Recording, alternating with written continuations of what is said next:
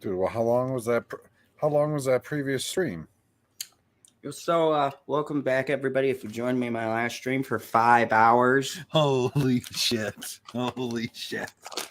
yep, I did a 5-hour stream Yeah, for but I Marvel mean, Snap. you say that you did a 5-hour stream, but you were gonna sit there and play the game for 5 hours anyways.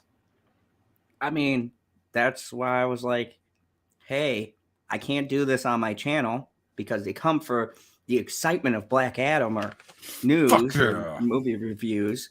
So I was like, hey, I'll do my Marvel Snap stuff over at the Profits.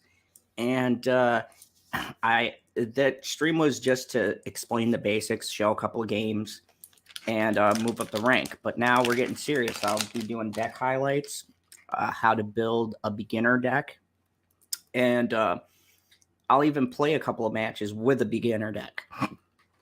So keep watching. I have to get to infinite rank in like 4 days. So I'm not going to have all of my gameplay up there because I'm going to probably play another 10 hours. But you guys will get to see me climb.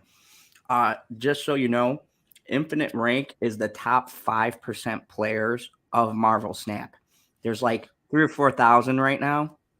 So it's big dick energy. Like I know, I know that you complimented my thumbnail, and looking at it on my phone at least, I don't know if anybody else's phone is sized the same way. The little live symbol that goes in the corner, because we're live in the fandom zone. Thanks for being here, everybody. We appreciate it. The late night talks goes right up to the edge of where the little live bar is. So everything in this thumbnail is spaced perfectly.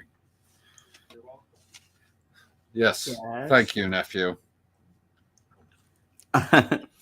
So, yes, there's my beautiful lady. I'm not gonna lie, I was missing her, and I was like, I'm gonna be playing video games and feeling sorry for myself, so I might as well just show up. I lost a Skittle. Don't worry, I got one. Anyway, God. Wait, you're eating one Skittle at a time? 3, but that one was special. Are the 3 Skittles all the same flavor? Nope, they're all mixed. That's weird. Like if I'm gonna eat 3 at a time, I'm gonna take a handful and then I'm gonna pick out all the one color and eat it, and then pick out all the next color and eat it, and you just keep on picking out the colors that have the smallest amount in your hand until you got like a nice handful of grape. Grape is the best one. Well, my friend, you know me. Like Black Adam, I live on the edge of good and evil. I'm well aware. So, tonight, this should be said. Everybody watching, this is spoilers. If you come into this and you see we put spoilers on the thumbnail and you're new and we're talking spoilers, and I say in the beginning this is spoilers, and you leave me a stupid ass comment, why'd you spoil the movie? Well, it's your own fucking fault, and learn to read. The fucking thumbnail is epic. PB really did an awesome job on his thumbnail. If you can't enjoy and read his really clean, nice thumbnail, then just fucking hang yourself. In reality, I suppose I should load it up for a background, hey? We could use that as a background. I was waiting. I'm like, is he going to load this fucking awesome thumbnail so we can be staring at Black Adam as we're talking? I've been hyped. I've been waiting. I'm like, what's the lot of time to do spoilers? I've been waiting for fucking a week now to spoil this. Okay. I'm going to have a review on Pray for the Devil. Spoiler alert. This movie is fucking terrible. Don't go and see it. I'll have a full rant, not review. I'm going to have a full rant. Sorry. I'm going to have a full rant on this movie. It's fucking terrible. It's generic. And for fuck's sake, please stop doing these stupid fucking exorcism movies like copy and paste. It's all the same bullshit. Okay, I can't spoil anything because if you've seen one Exorcist movie, you've fucking seen them all. And this movie is released in a time when we have awesome Halloween movies. I would say fuck this director, but I actually liked The Last Exorcism, and he did this. I don't know if he was fucking stoned or held by gunpoint to do this shitty movie. I hate it. It feels like it. You know, people say Black Adam is the worst film of this year, and we'll talk about the critics. I'm going to bring up some reviews before we get into ours, so you can see the bullshit floating around. But look at we're like being judged by him. Big time. He's like, The Rock says, if you don't give me a good review, I'm going to lay the smack down on that Rudy Poo candy ass. Yes. If you smell what The Rock is cooking. And so, Rock, this is for you. If Dwayne Johnson said thank you for the good review to us, what would you do, PB? I would shit myself. I'm not going to lie. I would literally shit myself. I'd be I would be like, you're a pretty good guy. I'd be like, I'm gonna play it cool. I'm gonna play it cool. Let me play it cool. Not me. I'm gonna be like fanboy. Like, That's hilarious. So you see the ticker? yep. I'm just going to erase the no and everything after spoilers. Yes. I feel like So- that'll work. So, yeah. So this is Black Adam spoilers. If you were curious or you wanted to get a blow by blow before you went to see this, look. Here's a Wait, big we're getting spoiler. whoa. Did you just say we're getting blow? No, blow by blow. Not we're Oh. getting blowed. Look, No, not we're the getting Rock blowed, is we're getting judging us blow. right now. The Rock is judging us in this We're picture. getting some blow. If you smell what I'm cooking, it smells delicious. So before we start our review, PB, before we start spoiling shit, let me bring something up. Let's do some screen share because we do that here on Late Night Talks. This is a little bit screen different. share. Yeah, Are we're we gonna. Are we going to talk about numbers? Muted. You're muted. I know. Fucking Mike. Yes, It was I know. good for 4 hours, but that first hour it gave me trouble. Oh, I heard. 4 hours. This motherfucker did not cut out. On a 5-hour stream. Okay, so let's bring something up, and I'm gonna pull up Black Adam before I bring this up, and we're gonna go to the shilliest of shill sites, the site where every Marvel movie gets a good review. JohnCampia.com. You know what site I'm talking about? Rotten Tomatoes. Oh, okay. I didn't So- know. That was one of my guesses, but it was not the first one. I thought you were going to take me to freaking Collider. So look at this score. 30 or 40 from the shills, I'm sorry, critics, and 90%. This is astronomically different to where the critics are assholes. Now, if this was a Marvel movie, this would be higher because let's see Thor: Love and Thunder. Yeah, let's look at Love and Thunder. Okay, which was the worst movie of the year to me. I can't say that it's the worst, but it's not great. It's a 6, Yeah, like the Batman. 64%. Hey, 64% you- gives it a tomato. And all of you stupid fucking Marvel fans, No, you wanna- 77%. No, let's stay on that. So the critics rated Thor. It's not like they're giving it a 94, so we ain't gonna do that. But they gave it 24% higher than Black Adam, and the audience rated it 13% lower than Black Adam. Right? That said 90 before. Yep, 90. And that's 90 a is reset. 90 is good. 90 that sounds about right because I'm gonna tear the band-aid off right now. This movie is easily a 9. Oh, see, this is why we're BFFs. Okay, so But I got the same critic score, or I got the same score as the critics, I should say, because I gave Thor: Love and Thunder a 6, and you muted yourself again. But at least you weren't talking this time, so we're not gonna miss anything. So Now, let's read some of these critiques. I just want you to know where we're at and why we say don't take these critics. Even some people I respect really shit on this movie, and I get their point, but I don't think they get the point. So I'm not going to read the good reviews because, you know, they still give a half-assed backhand compliment. So I don't really count that. But they said, from Maddie Lucas, Maddie from the front row. Don't even know what that is. And we'll go to the New Yorker too. You fucking disappoint me, Richard. You're from New York. You fucking let me down, Richard.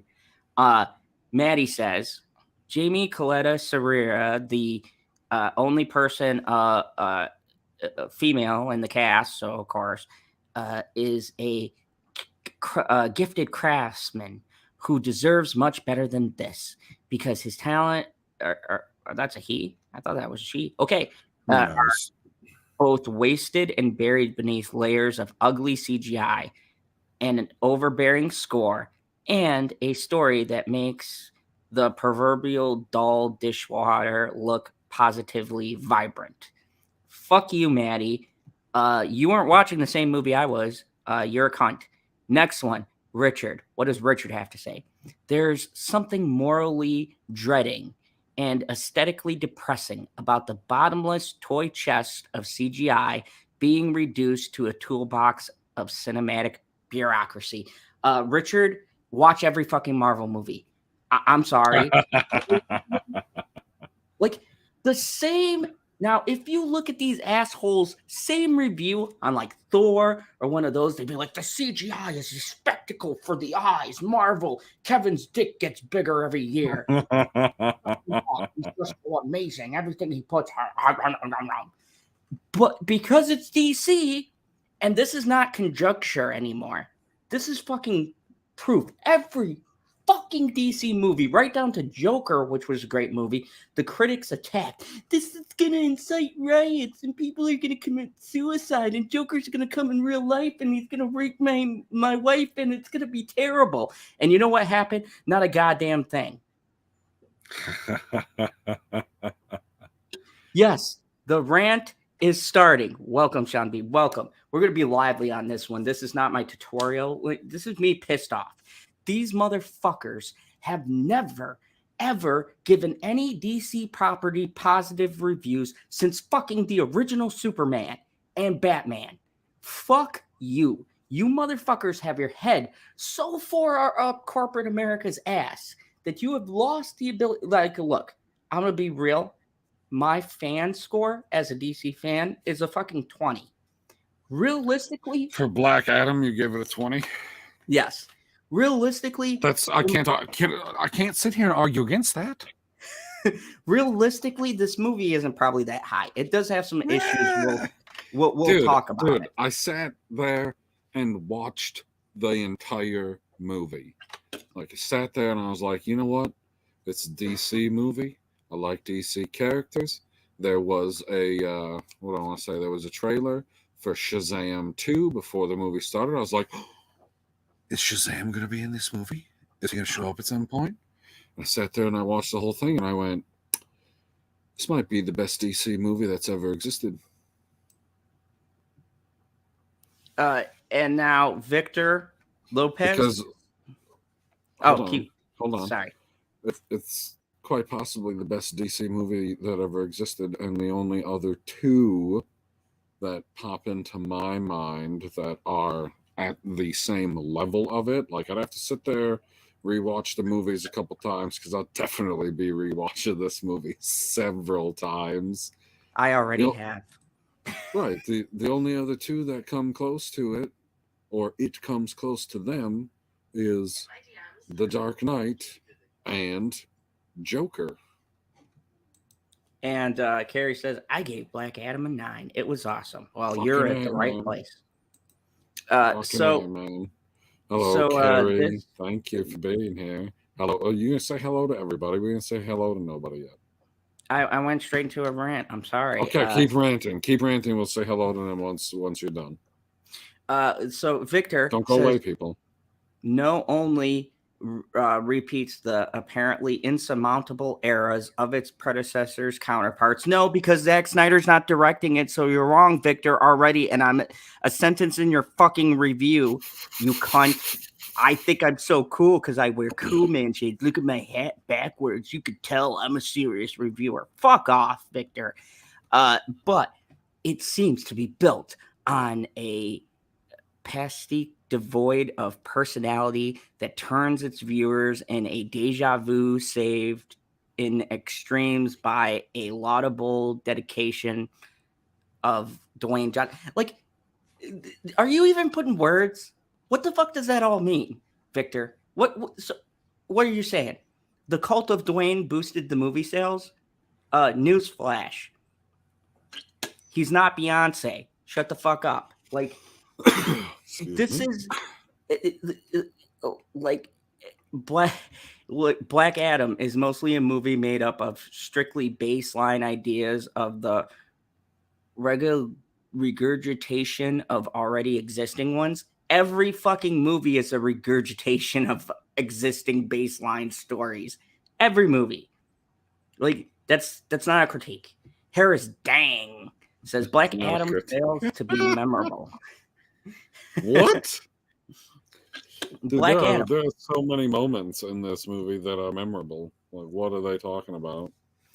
Oh yeah, and he says with haphazard storytelling, increasingly tedious and repetitious action scenes. Like every fucking Marvel movie in existence. Wait a second. What do they mean by repetitious action scenes? Because he does not do the same stuff in every scene. It's not like, okay, you could almost say that Batman going around in the Batman was repetitious action because he goes, runs into some henchmen, punches them in the face. He goes, runs into some henchmen, punches them in the face. But you got to count all of the minor things like, oh, he used this gadget this time, he used that gadget that time. None of them are the same. But if they're going to say that everything that he did was the same, he didn't, like, the action scenes, the way that they were shot, you've went on mute again, in the movie, and the way that they used the slow motion, like, holy shit, man. I thought it was fucking beautiful. Yeah, so Harris Small Dong, that's what I'm going to call him, doesn't know what he's talking about. Like, it's all white. These critiques are so ridiculous. Like, look, considering how much has been done with the subgenre in recent years, it makes sense that there are certain expectations towards this type of film. And unfortunately, Black Adam does not live up to many of them. Full review in Spanish. Fuck you, I'm not learning Spanish to read your bullshit review. Number one. No, fuck that. Like, you can't translate the whole thing for, America to read. And number two, sometimes you don't have to make this great epic masterpiece. Hold on. No, go up. There were 2 tomatoes next to each other that had like one line each. Upload more. Those 2 right at the top of the screen. What do those 2 say? A straightforward action. It starts and it doesn't stop. Accurate. This guy knows what they're talking about. Dwayne The Rock Johnson. What did he? Oh, you're reading the next one? Yeah. Dwayne The Rock Johnson as Black Adam is perfect casting. It's perfect casting. But, Tony. Okay, both of those are right. Does it give a number for what those individuals gave, or is it just either a tomato or a splat? This guy gave it a B, and this guy gave it a 3 out of 5. So, like I said, I mean, 3 out of 5 seems low. And like you said, I hope you didn't say it while you were on mute again, because nobody would have heard it. This is a symptom. Like, if this was a different product, you would see them do the same backhanded compliments, the same score, but it'd be positive, and all of these tomatoes wouldn't be rotten. I saw one that said Black Adam is the worst movie of the year, and that was it. The word PB Black Adam was the worst movie of the year. That's all it says? Who said this? I forgot which person it was. I want to say it was like the LA Times or something, one of the LA magazines. I'm like, yeah, because, and then I read it and she said, it doesn't deal with the social issues in Kondak. I go, first of all, even though it's based on an Egyptian civilization, Kandak's a fucking fake place, lady.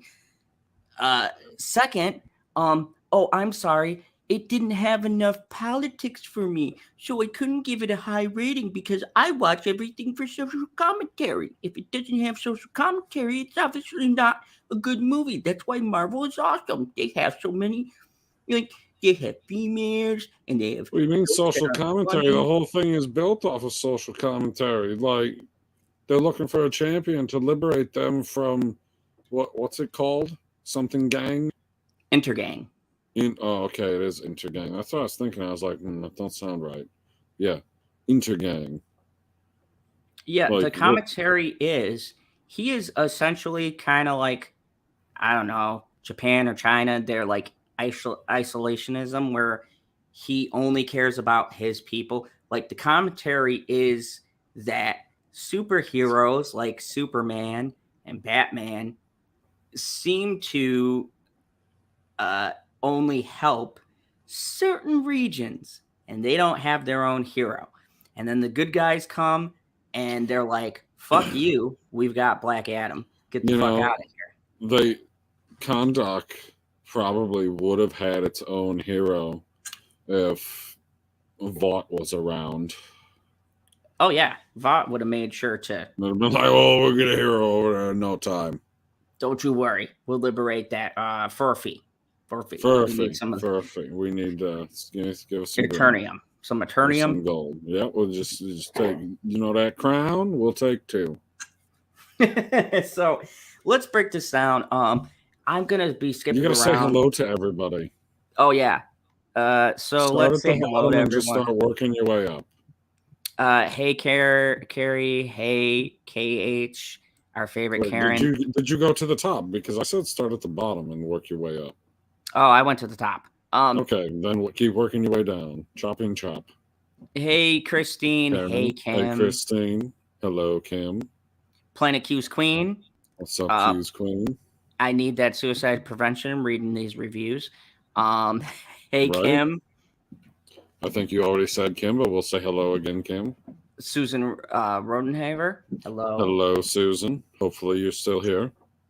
Let's see. We got. Did I say hi to Christine? Yes, we'll say Hey, hello again. Hello, Rose. Christine. Hello, Rose.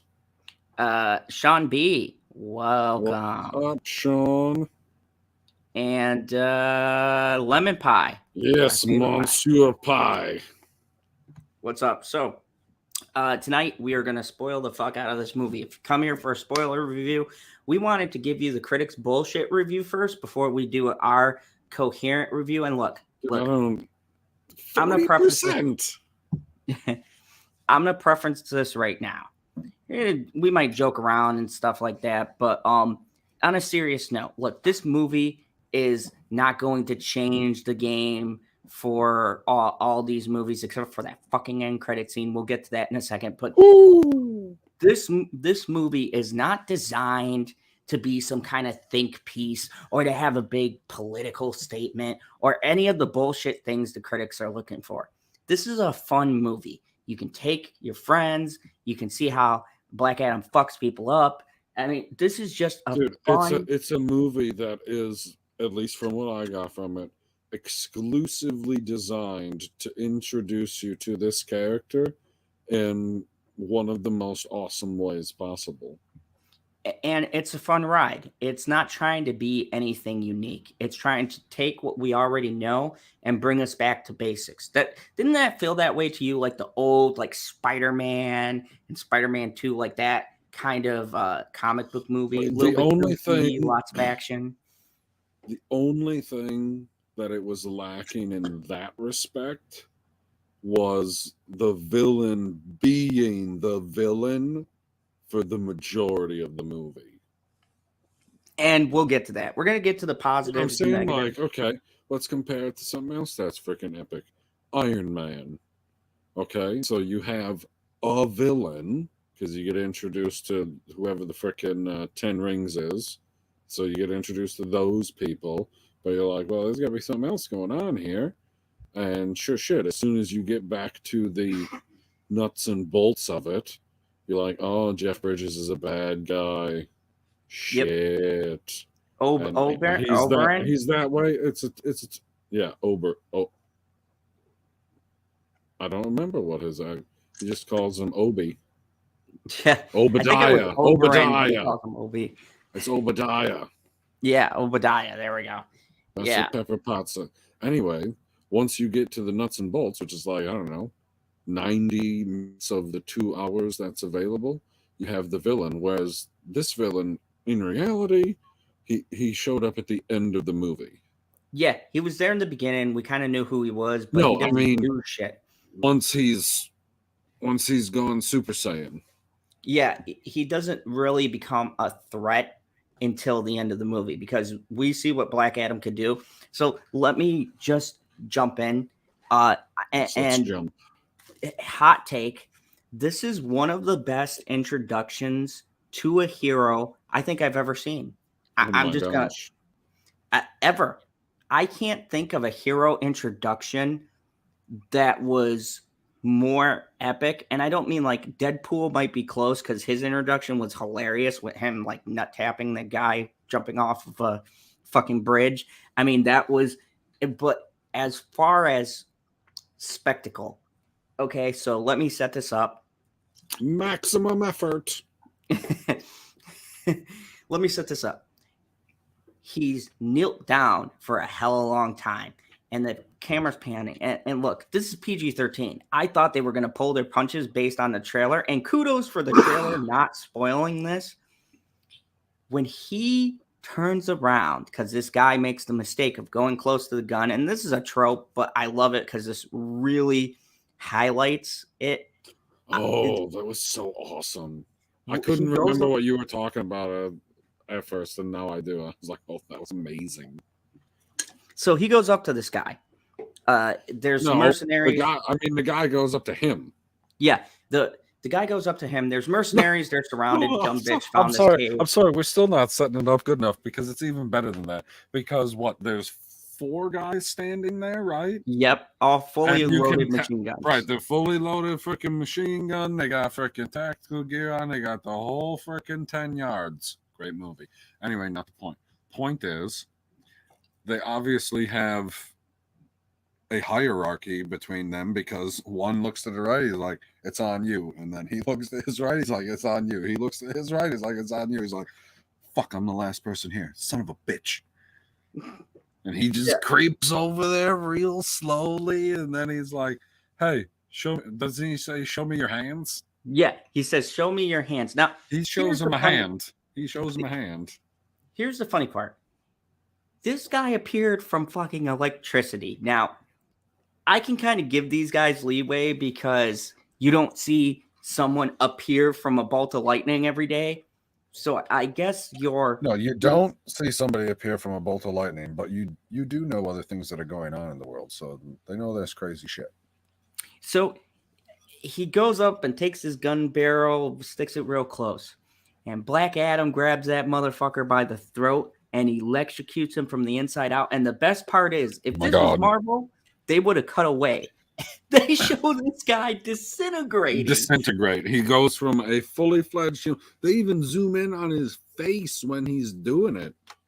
His face. And then they zoom out just in time so you can see the entire skeleton. And then he also continues to turn the skeleton to ash just by electrocuting him with his hand.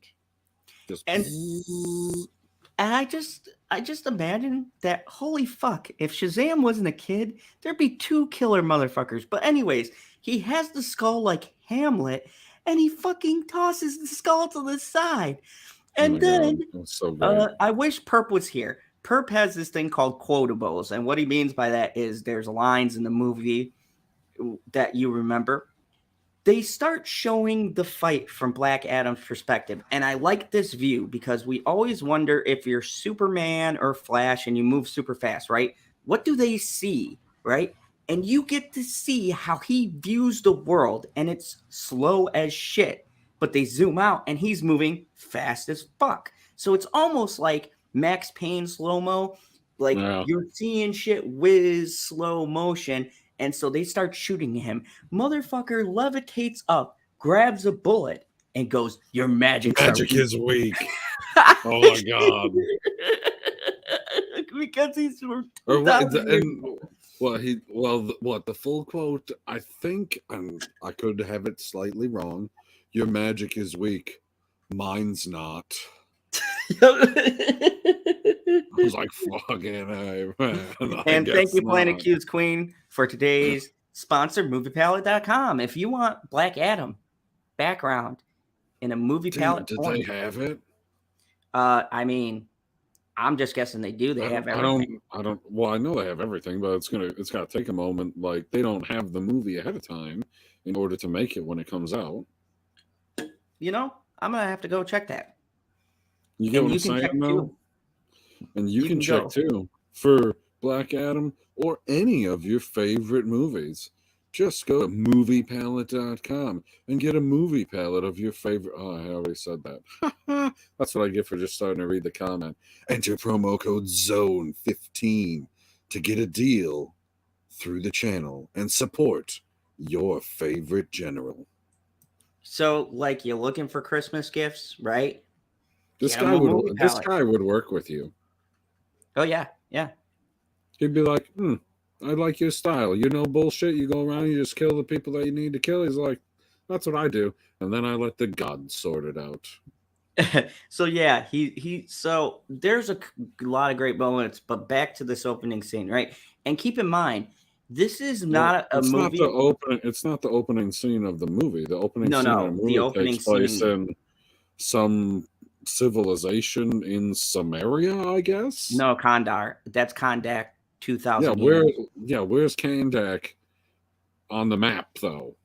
It's supposed to be based off of a city in Egypt. No, it's not in Egypt. It's in Egypt. Yeah. Black Adam is technically Egyptian. Kandak was just made up, but the implication as they're I get that Kandak is made up the same way that Metropolis is made up, and Gotham and Central and Wakanda. City. So stop using Wakanda for life. It doesn't fucking mean anything. Sorry. DC. I'm doing DC places. Like it's actually pretty unusual in Marvel for somebody to be from a place that is entirely created from nothing. Make believe. Like Spider-Man is from New York City. That is a real place. Yes. Like Daredevil, a lot of the characters. That's what I was gonna say. Daredevil's from Brooklyn or the Bronx? Brooklyn, because he's in he's in Hell's Kitchen. Okay, so also New York City. And then I mean there's characters that are from all over the place in real cities all over the globe in Marvel Comics, whereas a lot of DC comics are not real places. Like Washington, D.C. still exists in DC Comics. Yes. And a couple of other, they do use, like, there's a few of them, but they're like really far off, but they mostly got made up regions that are supposed to be kind of like a real life thing, but it's its own universe that exists within our real world. So they're coming from all of these places. And so the Rock civilization is supposed to be the oldest, but this movie has about 20 minutes or so that is not action packed. But once the Rock appears, once you have that opener we talked about, the action does not stop from that point damn near to the end of the movie. There's one or two scenes where he does talking or he turns himself in. We'll get to that. And it kind of slows down, but then the action starts back up again.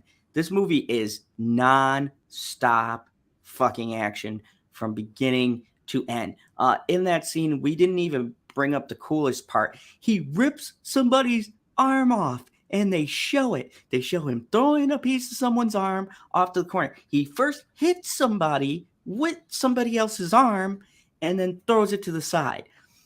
Black Adam is not a hero. And the best part is, if you are confused whether or not he's a hero, Black Adam will say, on your left, still not a hero. What is up, Tim? Thank you for changing your picture back to the appropriate one. The other one What's was up, Tim? So yeah, Black Adam is what we like to call anti-hero, but I would say he's really closer to like Zod. We'd be more bros if I could convince him to join my side. And all I'd have to say is, hey man, Superman wants to fuck up your people. Let's go fuck up Kal-El real quick. You know, Hello. he's a fucking noob. Okay. And it'd be like, well, he is the most powerful person. I go, I'm powerful too. We got the same powers. Let's do this. Okay. Let's do this. So, now, people have said, and I want to get you an outsider opinion so I don't feel biased. People have said, oh, well, they try to turn Black Adam into a hero by the end of this movie. PB, did this man do that many heroic things that didn't personally help him out? Because I thought the definition of a villain or anti-hero is that 90% of what they do, yes, it might help people by extension, but it's more based on their own interest or the interest of their people per se. In Black Adam's case, I don't think you can leave this movie and go, oh yeah, he's Superman level good, like Boy Scout, he'll help fucking kittens and trees. Like, did you get that impression? Did you think, oh yeah, Black Adam, newest superhero? No, you don't get the superhero vibe from him at all. And I don't think that we wanted a superhero vibe from him. I don't want him to just be the same character as Shazam. That's a very good point, because we have Shazam, right? Shazam is the a Boy Scout. superhero. Like, I don't necessarily have a problem with, what do I want to say, taking out the big bad. Like, you get to the end of Man of Steel, and we won't talk about it, but you know. I love Man of Steel, but I was watching it the other day. Man of Steel is like a 6. Man of Steel is one of the best ones in Zack Snyder's universe. Fuck No, you, Zack, you're gone. No, that's I'm giving him high marks for that one, because I was like, you cast it properly. And you muted yourself. He's so upset. He's so upset. You see a fucking off. He's like, God damn! He muted again. Oh shit, that's some good stuff right there. Ooh, Carmen's not here, but Carrie's here. Oh, you took me off full screen. That's okay. this motherfucker. I hate this fucking dude. My mic is so finicky that it'll fuck up my camera because it's plugged in. This is like, oh, camera's off, no sound. Fuck you. You're welcome, Christine. So I mean, I just want to make this clear, and I wanted to debunk this. This is coming from somebody who's more. Would you say you're more of a Marvel? I know Dragon Ball Z. Wouldn't you say you're more of a Marvel fan? Oh, Dragon Ball Super. I'm still going through that. I'm sketchy on whether or not I like it. They skip a lot of arcs. I don't give a fuck that they skip it. They turn their hair blue. But to be fair, they do skip filler too, which is nice because Dragon Ball Z has a shit ton of filler. So much filler. Holy It's like okay, they're talking about Goku and Frieza about to fight, and you're like, okay, you get 2 episodes a day. You get 2 episodes in a day, right? Not just the one. You get 2 episodes because we didn't watch it originally. We watched it when it got released in America, so they gave us 2 episodes. It was very nice of them. I appreciate that.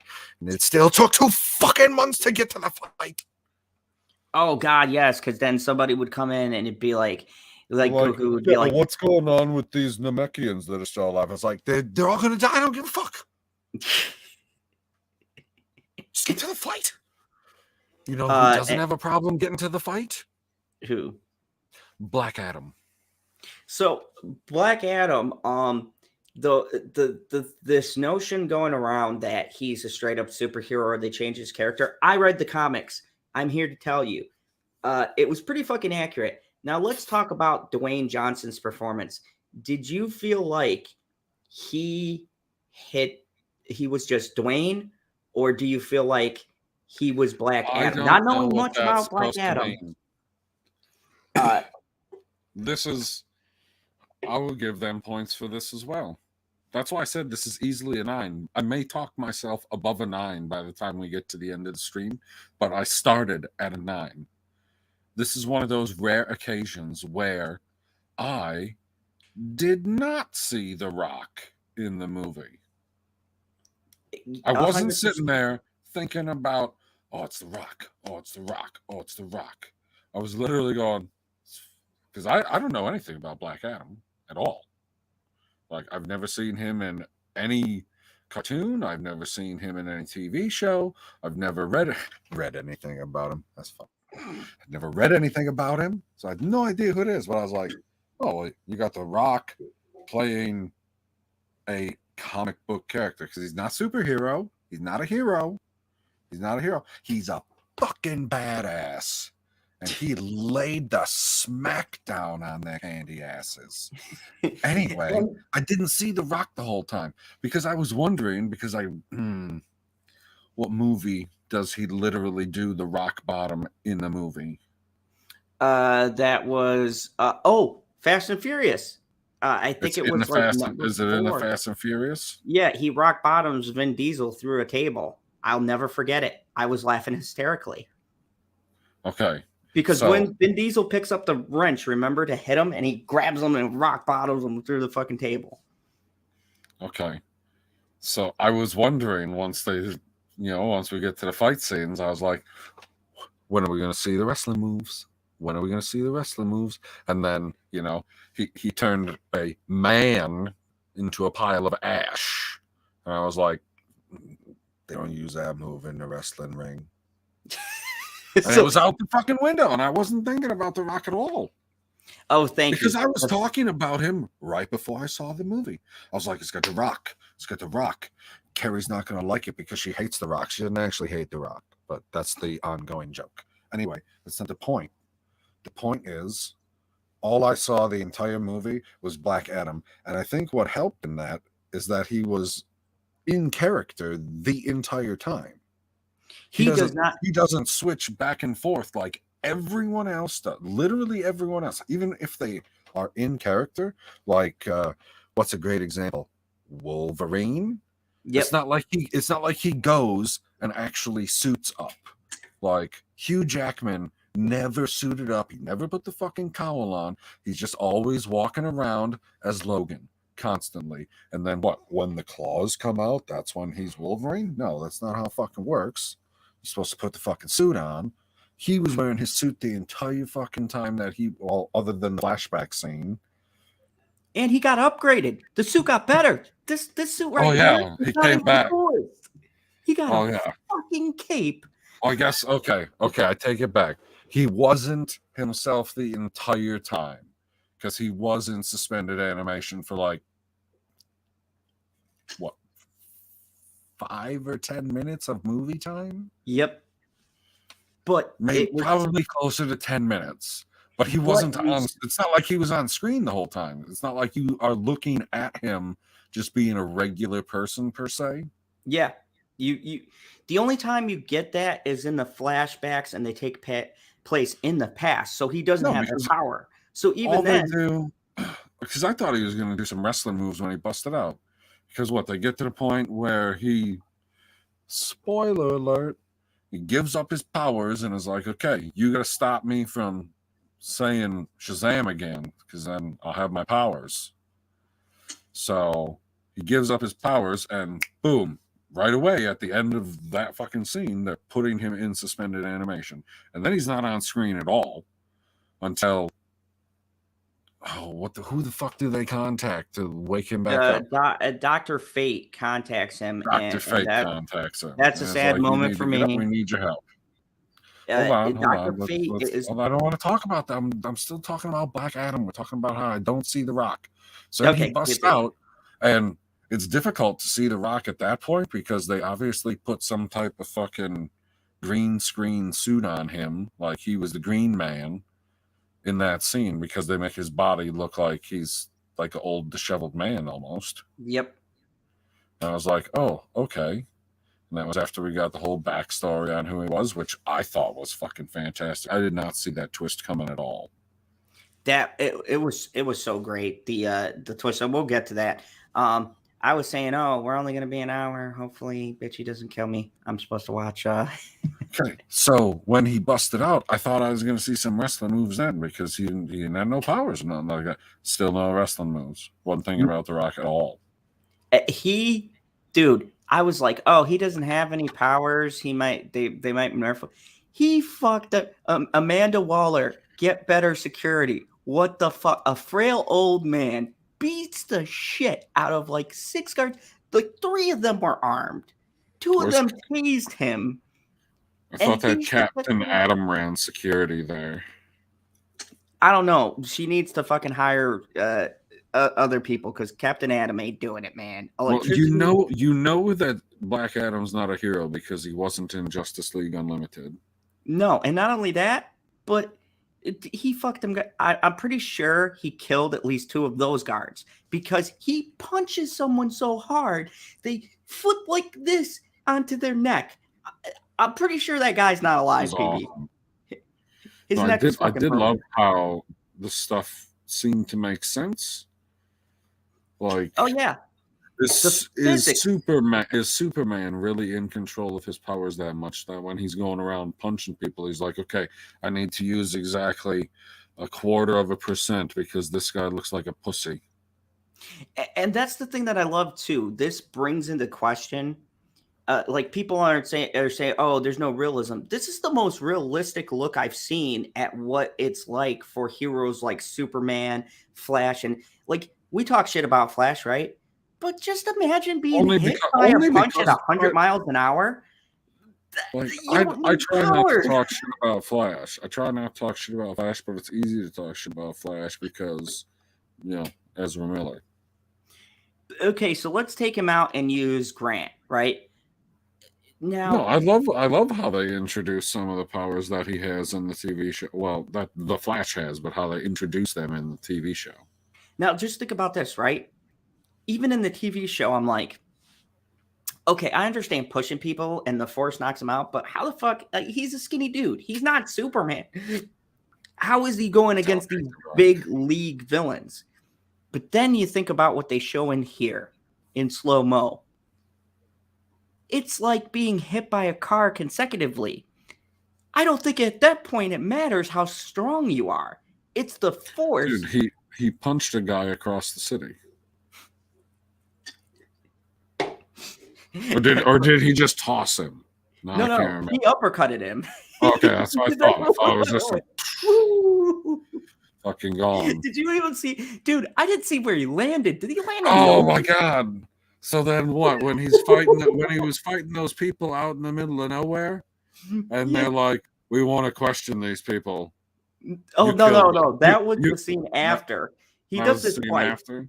No. The first one was when that guy took out that fucking metal stick and amused Black Adam. Hits him across the face. The fucking thing bends on the design of his head into the stick. That was pretty sweet. And he just goes, boom. Dude, I was pissing my pants. No, if you want to, I guess it's not necessarily one of Perp's quotables, because to be a quotable, you kind of got to be able to stand alone. And it don't stand alone without the setup. But the setup was... Oh, did they ask if he killed all of them? No, the setup was they're chasing that stupid kid on the skateboard, and we'll get to all the characters, but they're chasing the kid on the skateboard, and they grab him by the backpack, and he's like, "You got nowhere to go," blah blah blah, and he yells, "Adam, And then Black Adam was hovering around looking at the statue of his son. We'll get to that whole emotional twist. And so he zips back down and just lands right behind him. And so he throws the kid to the side like a dick. And he goes, "Oi, who are you, mate?" And he goes, "You, take care of him." And he goes up and takes his fucking baton and whacks him. And Black Adam, see, this is where The Rock excels. Facial moon, Alice. expressions are key, okay? You can say so much without saying so much. The Rock looks at him and goes, bam! And it was over.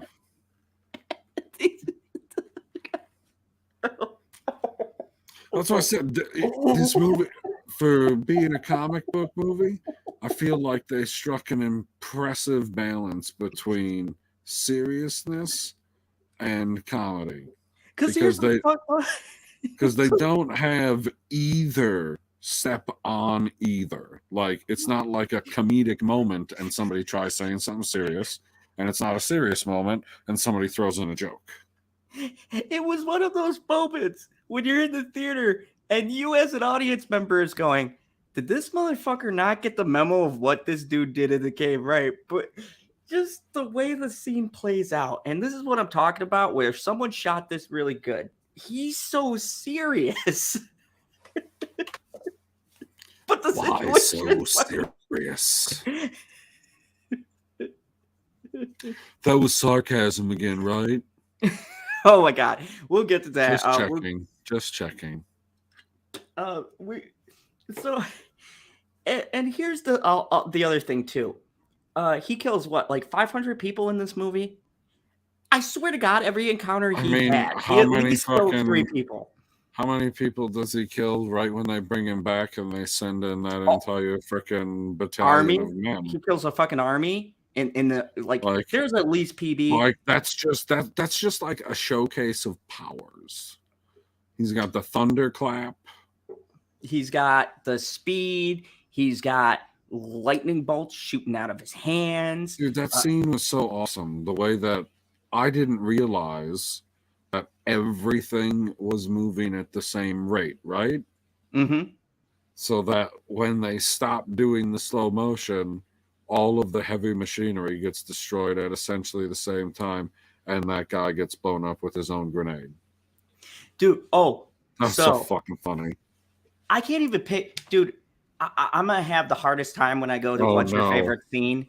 Hey, Carmen. Oh no. Let's just fucking get it over with, guy. There we go. Hey, Carmen. What's up? Bitchy's right there. Thanks for joining us. I'm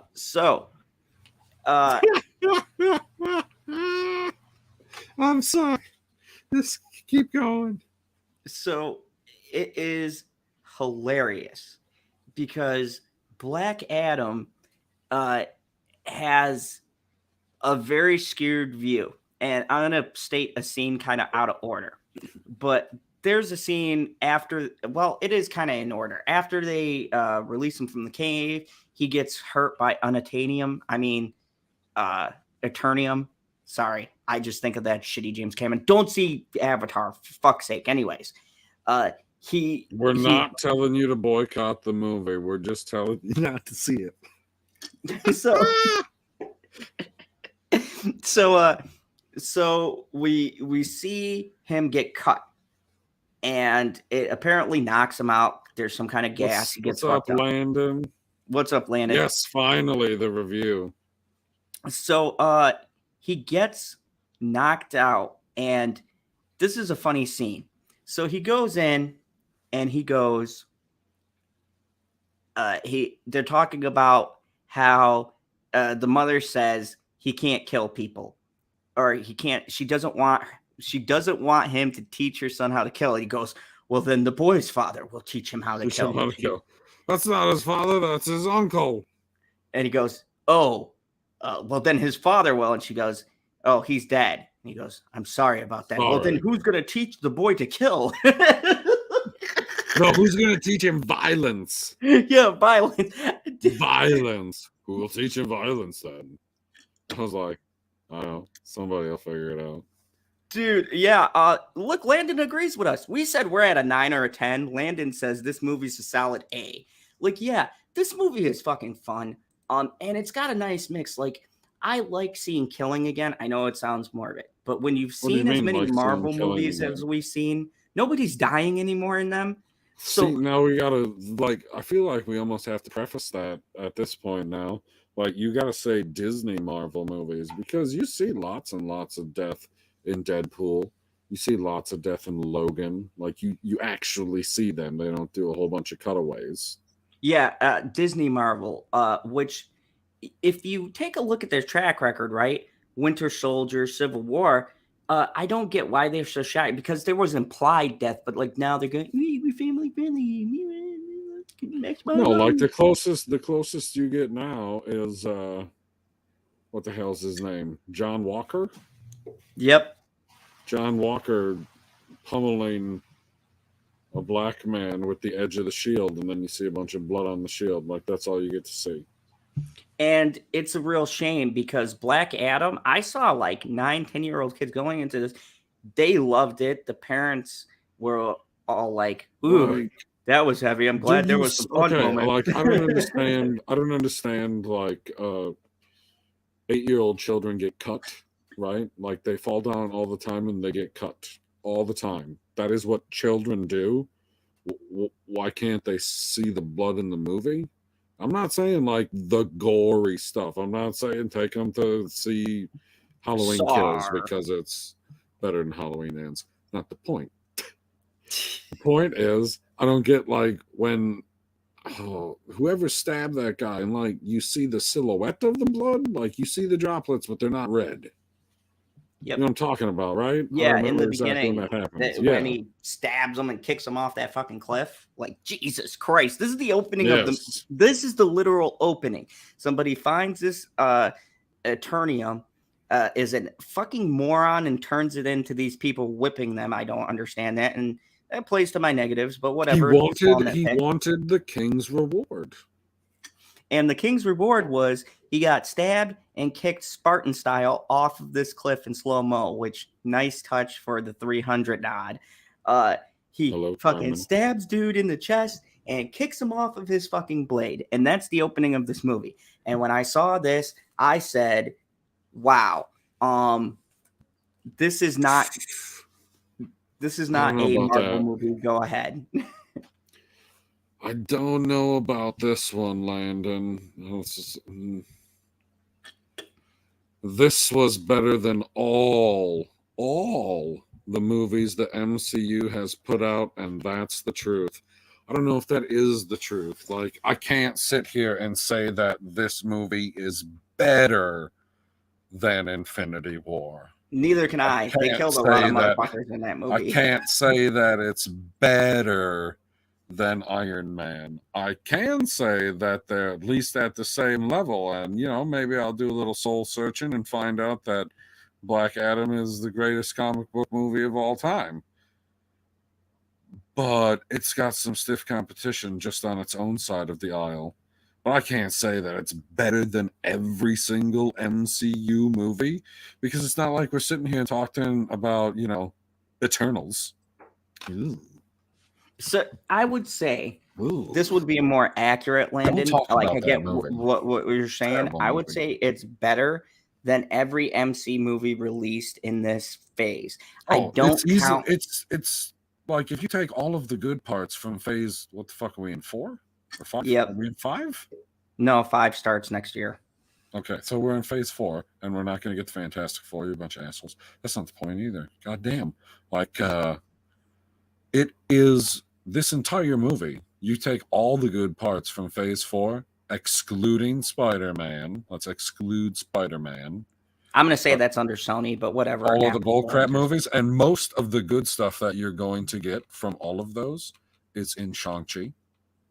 Like, you get a little bit in Multiverse of Madness, and I mean, you get like here and there in Thor: Love and Thunder. You don't get hardly anything in Eternals. The best part of Eternals is whenever Jon Snow is on screen. Or the ending. in my case, because then I was done. Oh yeah, the end was pretty good because I was like, it's finally over. Jesus Christ, why did this movie take so long? It said it's only a little over 2 hours and it feels like I'm sitting here for a fucking Snyder cut. Dude, that movie, like Like, everybody what the fuck, Marvel? whoever bitched about the Snyder cut, okay, at least shit happened. Okay, minus the singing PB. I don't know Dude, why. I don't need Zack to did see that. 5 minutes of Batman walking on a hill. Or Batman walking on a hill. Okay, but if we exclude that, there was some solid, good action, especially because the villain actually did shit in this movie. Like Snyder did make a proper corrections, but that was a fucking 4-hour movie that to me didn't feel 4 hours, where Eternals felt fucking 10 Okay. hours and it was 2. So how is it that in 4 hours of movie, even with you liking it, it doesn't come anywhere close to this movie, and this movie had literally half the screen time? Because, Black Adam, will tell them that the Man in Black sent him. No, you say catchphrase, then kill. Yeah, now you got it. That kid was freaking hilarious. That kid was That great. kid was good. Like, here's the thing: the I performances. don't remember having a kid sidekick that good since Iron Man 3, greatest Christmas movie of all time. Christmas is right around the corner. Yes, that kid and this kid I would put on the same level as far as giving a serviceable performance that they have a purpose. A lot of times when you get these kids sidekicks, they're only there annoying. they're annoying and they're there to give you exposition about what's going on. No. But they don't serve a purpose. What about this? What are you doing now? Like, holy Yep. fuck, man. I can see what he's doing. And with this movie, they don't do that. He contributes to Black Adam getting a catchphrase. He contributes to the Crown and moving it around. Whoa. Holy shit, cousin coming in with a hot take. I think he's trolling us. Black Adam is worse than X-Men Apocalypse. Now, to be fair, I don't hate X-Men Apocalypse the way that everybody else does. I don't hate it that much either. It's I rather like that movie. Like you seen Psylocke in that movie, right? oh yeah. It's not very good though. It's just No, for but me, it's a great guilty spectacle pleasure. movie, and it's got a halfway decent story as far as Magneto is considered. Yeah, Magneto, Fassbender once again carrying another movie on his fucking back. That a boy, we appreciate it. So yeah, Somebody's Michael got to. Fassbender literally saves a lot of those God, movies, LB. except for First Class. That's just great, and Days of Future Past. Tyrion carries that one on his little shoulders. That's not a knock on short people. I'm short. I can make that fucking joke. Anyways, You ain't that short. What's up, LB? What's up, LB? Good to see you. Apparently, So, he doesn't like the movie. I loved how they introduced know him. how. I love that he killed like 500 people in this movie. I'm about to find out. I love that LB comes here and kills it every time he's on this panel. What's up, LB? Hello. How y'all doing? I gave you my. I was doing better until you trying to crush my soul with your hot take. Oh, I haven't seen Black Adam, so. Oh, I love when dude. You know what's funny? If you say that out in the Twitterverse, you know how many fucking Rabbit fans like me? I admit it. You get. I'll probably be in that group. he'd be too. in attack mode. I'm not gonna lie. They got those Marvel shills. I'm a DC shill. That's why I need two unbiased people. I admit it. I will co-sign most anything except for Suicide Squad. Fuck you, Suicide Squad. Not the Suicide Squad. the first one. David Ayer, you don't deserve a fucking cut. We already gave Zack Snyder a cut. All of you retards stop asking for an alternate cut, okay? That's not how fucking cinema works. You get the movie that comes out, it's shot the way it's shot, shut the fuck up, and either support it or don't. But I don't want to go on Twitter and hear a fucking 1,000 people bring back the Snyderverse. Newsflash, it sucked. Bring back Ayer. Newsflash, it sucked. And Jared Leto sucked as fucking Joker. Okay, now he's the greatest character of all time, Morbius. So be happy that we have Morbius. Okay, just stop asking for alternate cuts. That doesn't make the movie better. It just makes it longer. Jesus Christ. Basically. Welcome, LB. Yeah, you're right. It's like this thing, and I'm swinging back to Black Adam. But now that I got, I wonder how long the director's cut of Black Adam is. Oh man, if that motherfucker was 4 hours, I'd watch and love every fucking hour of it. I don't know how you would pack more awesome shit. So this is a spoiler review, LB.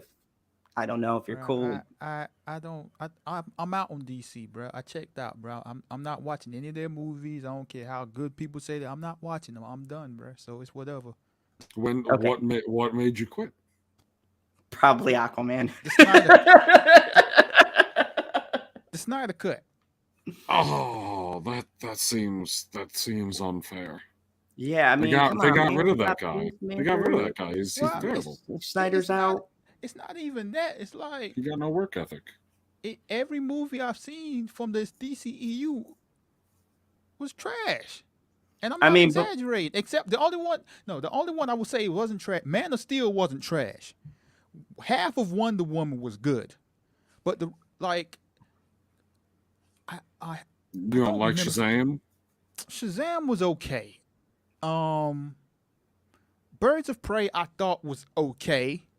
But for a theater experience, and like I know the flaws of the movie, but I know for a fact if I watched it again, it would just be like, man, what am I watching? But like, no, like BVS, BVS was bad. The ultimate cut of BVS was even worse. It's worse. Yeah. Justice League, the theatrical cut, like, it was okay, but it wasn't. It's got good. some cool action scenes. Right. And then like the Snyder cut, it's just like yikes.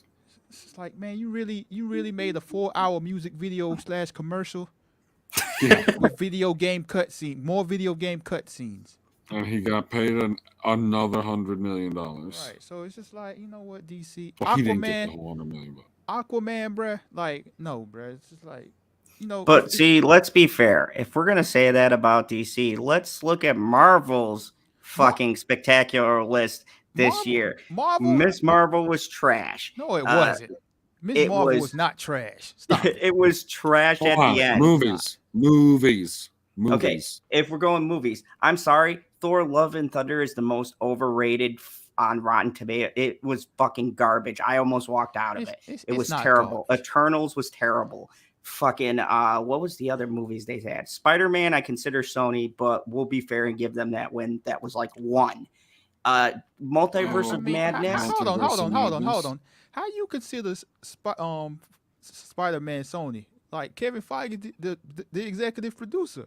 LB, don't just please. This is gonna go down a long rabbit hole. Please don't have this conversation with him again. I do a lot of mental gymnastics, but whatever. I will give them that win. Okay, so they had Spider-Man, Multiverse of Madness. I enjoyed it, but to be fair, that movie's a fucking mess, which really hurt me because Sam Raimi is one of my favorite directors. I love Evil Dead. I love all of the shit Sam Raimi has ever done. But that movie's a fucking mess.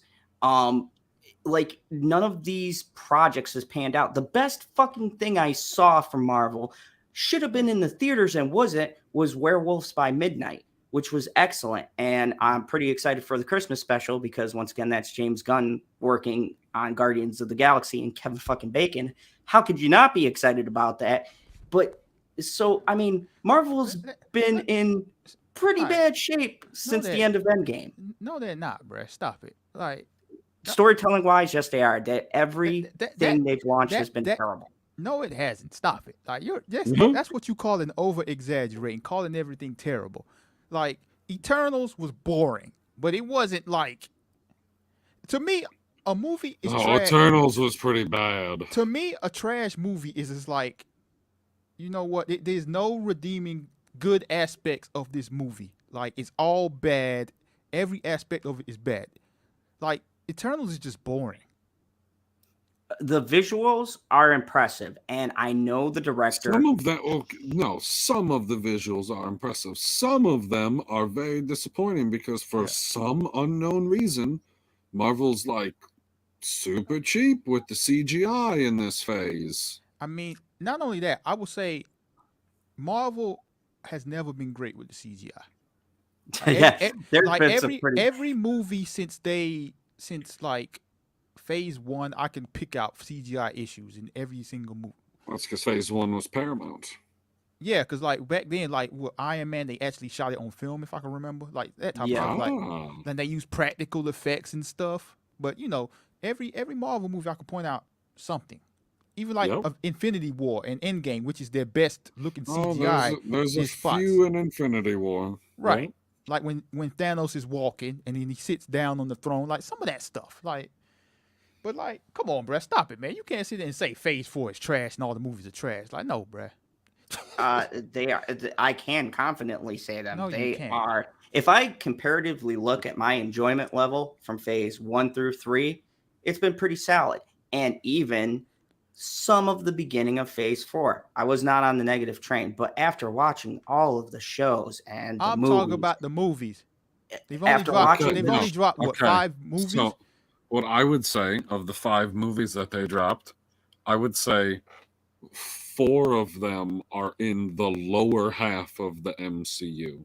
Like if you rank all the movies, like Spider-Man is going to be towards the top because it's got a whole bunch of nostalgia, and it does actually. I think that it has a good story to it, the way that they made or the way that they worked it, giving some people redemption. Although I don't understand, like you're going to send them back to a universe and then they're going to die. But okay, let's move past that. All of the rest of them are towards the bottom. Eternals is quite possibly the worst MCU movie. That's where I have it. I would agree with you on Eternals, but like for me, that hurts your score. I'm not going to say it's the worst because Thor: Love and Thunder is worse to that. Okay, so then they have the worst and the second worst in this phase. To me, like I said, it's not a good movie. It's boring, but I can't sit here and say it's trash because I can sit here and watch it. Like to me, a trash movie is something I will not watch again. See, that's where I say it's trash because I have never watched Eternals since the first time, and I fucking watched it in the theater. God, what a waste of time that was. I will never watch it again. I have no desire to go back to it. No. Hold on. The next time you decide, whenever the next Avengers movie comes out, and you're like, I'm going to rewatch the MCU. It's going to take me a month and a half because, I have a life. And you're going to be like, oh, I got to watch Eternals. It's on the list, though. For me, like, all right, taking out the over-exaggerating, like, the only trash movie in the DCU that I can ultimately say is trash is Wonder Woman 84. Oh, yeah. That movie is trash. I can't say that one's trash. I love Pedro Pascal in that movie. I think he does an excellent job. Yeah, Pedro Pascal is funny when he's on screen, but yeah, I agree that. Right. Well, that's what I'm going with what LB's definition was. He said the movie has to have 0 redeeming qualities, and I find Pedro Pascal's character in that movie a redeeming quality because I enjoyed it thoroughly. Yeah, that's cool, but for me, like, I can do that movie. Like, that's the only one. Like, it's a wacky movie. It's wacky, and it shouldn't be. Right? Yeah, there you go. Good point. Like the rest of them is just blah. Like to me, Man of Steel is their best movie, and I thought that was average at best. Yikes! Which that's terrifying. Strongly disagree with that because General Zod, but whatever. Anyway, this movie is the best movie that DC quite possibly ever made. Like, I put it at the same level as The Dark Knight. Yeah, it is not like a gripping thing, but it's fun. It's fun. It brings me, okay, this movie brings me back to the days of how Marvel or DC kind of made their movies, like Marvel Spider-Man, the Spider-Man from Sam Raimi. That kind of like you have compelling parts, you have fun action, and you Forgot have this one. humor that lands because it's not inappropriate used. Yeah, Black Widow is bad too. See, I like don't Black like that Widow. at I'm all. not going to say that it's bad. Black Widow ain't a bad movie. It just typically like it falls off in the third act. Black Widow is somewhere between okay and good. It's somewhere in that range. Like the third act, it just went off the hills with the CGI blow up everything out the sky type thing. That's it. Like the first act, it's weird. I'm sorry for getting off track, but like it's weird because the first two acts, like one and a half of the movie is shot real well, and then the last part falls into a CGI fest. Oh, yeah. It's like, hey, we're going to shoot this like the Bourne Identity. Hold on, no, we can't do this anymore. Go back to regular Marvel. Go back. That's Go back, the go thing back. that pisses me off about the Black Widow the most. I don't consider it egregiously bad as I do, like, say, Eternals. It's that disappointment because I think it would have served better as, like you said, almost a Bourne Identity kind of knockoff, but it works for Black Widow because that's what she is. She's a spy. She's not like a Incredible Hulk or something. So I respected that bold, let's go with like espionage, sneaking around, finding out about the past, and then they just fucking abandoned it. And that annoys me a lot because you had a good premise, you had a good concept, but you slipped back into that. We need to create a big fucking spectacle because people don't have an attention span. And it's like, no, you can do something intriguing and not have to rely on let's blow shit up. Like they could have made that. I would have been happy, honestly, with how they did, like you said, LB, because I'll give it to you. The first half of that movie is very intriguing. I don't agree with all of the characterizations. I think it's weird, like the family dynamic. I think they contradicted a lot of it throughout the movie, especially in the second and third act. But besides the nitpick, you had a pretty decent premise and a thing with these agents being activated and all this like covert shit. And then you just get to the what felt like a rewritten ending, or doesn't feel like the ending they came up with, where it's just like, oh, it's one dude who is using all these people and they got to blow up his base. And it's really weird. It's a fucking weird decision. That's what I said about Halloween 2. That's why with that Godspeed, Carmen. Have a good night, Carmen. She's not leaving. I've always said, and I've said this for years, since the early phases of MCU, when they announced Disney Plus, I always said that Black Widow would make a better TV series than a movie. Because the way would have been a good because of the way the character is and like the stuff she does. They could have did what they did with Hawkeye, but instead used Black Widow, and I think that would have worked better. Even though I enjoyed it. I don't think that like they're just gonna put a corpse up. No, you could have made a prequel. They did it with Peggy Carter. I mean, I love that show. They could have done like how the early bits of the Falcon and the Winter Soldier show was. Yeah, like not Miss Carter. How Agent Carter was like. Agent Carter. Oh my god. Yep. Just do like the Bourne trilogy, like a TV series. They could have done that. They done how many Marvel TV shows? I don't know. The best Marvel TV show is Agent Carter. Yeah, or Agents of S.H.I.E.L.D. Those are both. No. I'm talking every single Marvel show. All of them. I mean, if we're going Netflix, then I'm saying Daredevil or Punisher. The best show is Agent Carter. I done took y'all spoiler review way off the rails. Yeah. So anyways, we go in. Black Adam has one of the best anti-hero introduction. Murders like 50 or 60 people. I like the slow-mo that they use in this because the slow motion shows us what like a Superman would see in his vision versus how we're seeing it as humans. In human vision, shit just blows up and he zipped from one person to the other. But when he slowed down, literally everything is slow around him. And I love him like grabbing the rocket out of the sky, and it looks like a suspended animation. This has some really good shots. He grabs the rocket out of the sky and just kind of looks at it and tosses it to the side. When he grabbed the dude's grenade and puts it in his mouth, and the guy takes it out of his mouth and says, "Oh shit." I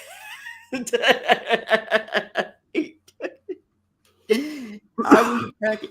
And that's the thing about this humor that I like, as opposed to other humor that annoys me, was that it's done in a serious manner, but the situation is so bizarre that it makes it hilarious. And it is an oh shit it's moment. not every day that you pull the pin, throw the grenade, and the grenade ends up in your mouth right after you've thrown it, and you don't even know necessarily how it got there. We also introduced something that me and you should be familiar with, the JSA, which is if we're I didn't know they were going to call themselves that. And then when he came in, I was like, okay, so this is a different Earth than the DCEU, because the DCEU had no JSA. Oh, no, it's always been there. They've even said JSA is like the C team in DC. So they're always there. They're just not mentioned a lot because besides Dr. Fate, there's not a lot of people on the JSA who can handle big threats. That's why they got the big boys, the Justice League, the Trinity, Batman, Superman, Wonder Woman. That's what is JSA, my friends? Justice Society of America. I thought the JSA was a substitute for the Justice League. No, JSA is like the C tier heroes. Okay, what's the group? Why can't I remember what is the group called in Stargirl? The JSA. That's a different JSA. It's a different offshoot. They change every year, so the heroes rotate. Okay, what I'm saying is, at no point is any JSA ever referenced anywhere in any of the DCEU movies. Because, like I said, they're the C team. They're just bringing them in. Not how that works. Oh, they're adding them now? How not about what he you go asked the you. other way? He wants to know, have they been established in this DCEU, Mr. Zod? They have not. Some of the heroes that are in it were established in the DCEU, but they didn't tell you where As someone else? As someone else? What's Like, that? there's some random fucking story about Hawkman doing something, because I must have missed that one. No. But Dr. Fate was mentioned a couple of times in different By movies. who? When? I would have to go back to the different movies. I know he was brought up, I believe, somewhere in Justice League. They talked about Dr. Fate briefly. They said there's a man who can, there's a man who can tell the future and you need to help. They're talking about Dr.Ate. So they were mentioned obscurely. They're just making them more well, I'm going to now. say this is on a different Earth, and that this is the timeline's going to be shifted in the Flash anyway. So I need to jump to the end. I need to say it.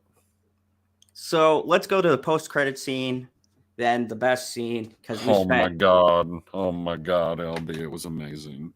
So, no, set the scene up. Oh, I mean, I feel like you're gonna botch it, so I need to do it. Like, I'm gonna start at the point where Black Adam's just chilling in Kahndaq, and then it's like a drone or something. Yeah, drone and Amanda it's like Waller, some fancy ass floating drone, and it does a little holographic projection of Amanda Waller, and Black Adam are just having a conversation, and I was like, is he going to be on the fucking Task Force X? No, because he doesn't play well with others. No, I got that. But that's what I was thinking. I was like, they're having this kind of conversation? And The Rock, Black Adam, says, well, you don't have anybody from this planet that can challenge me. And Amanda Waller goes, well, I can send somebody from a different planet then. And I was like, Oh my god. And Oh my then god. hold on. No, you know what I thought at that very moment? I thought the scene was going to end. And it did not. Oh my god, it did not. It continued on. And then some cloaked superhero drops in amidst a bunch of smoke because he blew up the frickin' drone, right? Yeah, Black Adam blew up the Yeah, he drone blew because up he the got little frickin' drone thing with his and so there's a electricity big because he cloud got tired of fucking her shit. smoke, and boom, motherfucker drops in, and I was like, Henry Cavill is back, and he Fucking comes Henry in the Cavill. original costume and the John Williams 1985, 86 plays the original. He is in the original Superman costume. Henry Cavill is coming back as the original Superman. The Rock. No more muted Superman suit. Nope. Ooh, you know what else? You know what else isn't muted? His hair. Classic LB. Classic fucking Superman. John Williams score. Henry Cavill drops in, fucking swirl and all, blue suit, red fucking Superman logo, and you hear dun, dun, dun, dun, and it was like, what about his acting? Was his acting muted? I don't hey give a man, fuck. It's stop hating on Superman. Henry What do you Cavill. mean? Henry Cavill's a good actor. How could I tell if his act like he doesn't have to act? He's just Superman. He just drops in and says, "We need to talk," and that's just don't fuck with his upper lip. Yeah, clean shaven. And good for Henry Cavill because in the Zack Snyder Man of Steel, I don't think he got to do much. They made a very different kind of Superman, and The Rock wants to get back to basics. So James Gunn is going to take over. It was just announced as the official Kevin Feige of DC. He will be in charge of organizing all of the projects and approving them. That's genius. Super excited about that. I still don't understand, like, after over 10 years of Marvel movies and the man being the face of Marvel Studios, you still can't pronounce his name correctly. No, it's never going to happen. I will never get his name right. We'll just Like, say it's not hard, bro. At all. It is. What do you think he's holding in that 10-gallon hat? So we've got James Gunn, who I think will bring some structure to these DC movies to get something coherent going. And The Rock showing how much he cared. A lot of us wanted Henry Cavill back. Walter Hamada, who's a fucking asshole. He was blocking it for months, and The Rock negotiated with DC, and I'm gonna call him Big Dick David. I love David Zaslav. Bro, you really believe for 1 minute that The Rock has that kind of sway, bro? The Rock is a producer on this movie. Yeah, I do. He's The Rock. LB, come on, you've seen wrestling with us. He's the people's champ. The Rock just be talking, man. But I mean, come on, it's The Rock. He beat Vince McMahon. I believe he'll beat any boss, man. He beat Vince McMahon in the center of the ring. He beat Stone Cold, and now he's beating the DC system. He's still the undisputed champion, even in acting.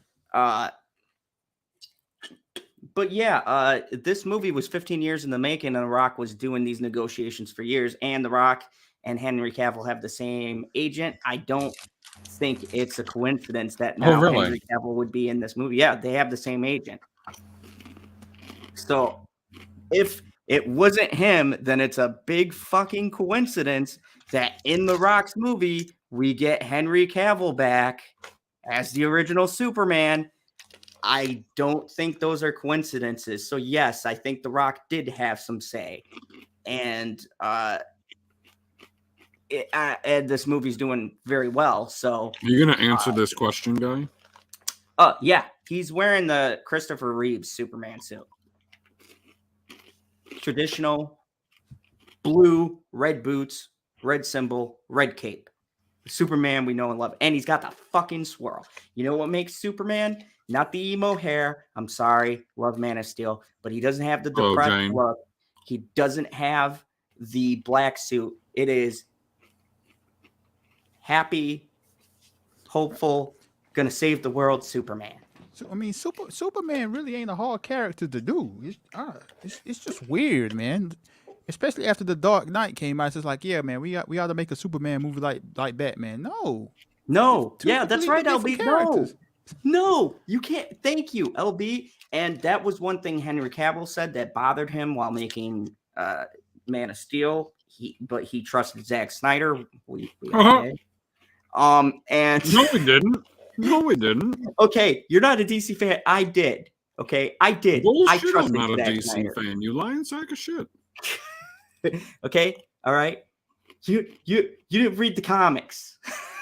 That's what I get all the time, right? You didn't read the Reading, comics. reading sucks. I Reading don't know sucks. what made you trust Zack Snyder, bro. I mean, I like 300.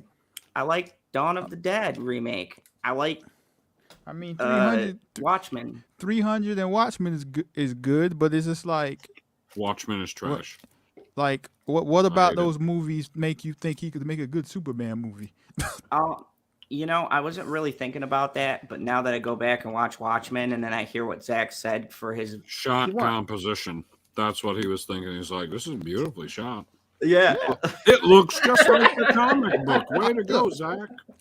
I will never take this away from Zack Snyder. He knows how to shoot a movie.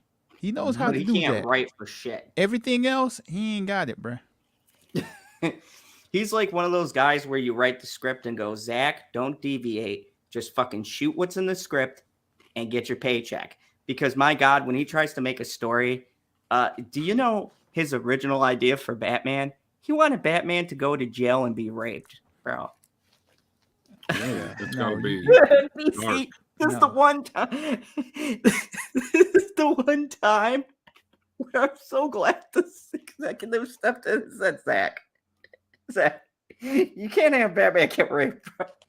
What you Right. do Like about Superman? rape ain't good at all. But like But- you just don't rape Batman, bruh. Like that's one person you don't rape. Like that completely kills Can the you imagine character. how many scarred kids would be in that theater, LB? Like you go to see a Batman movie and you see Batman getting raped. Like there's no coming back from that. Dude, LB, if we got that and then you go, bro, DC's trash, I wouldn't be able to argue with you. I'd be like, yeah, I don't got a defense for that. The shit." Snyder bots will find a way to defend it. Oh, yeah. It shows Batman in a vulnerable place.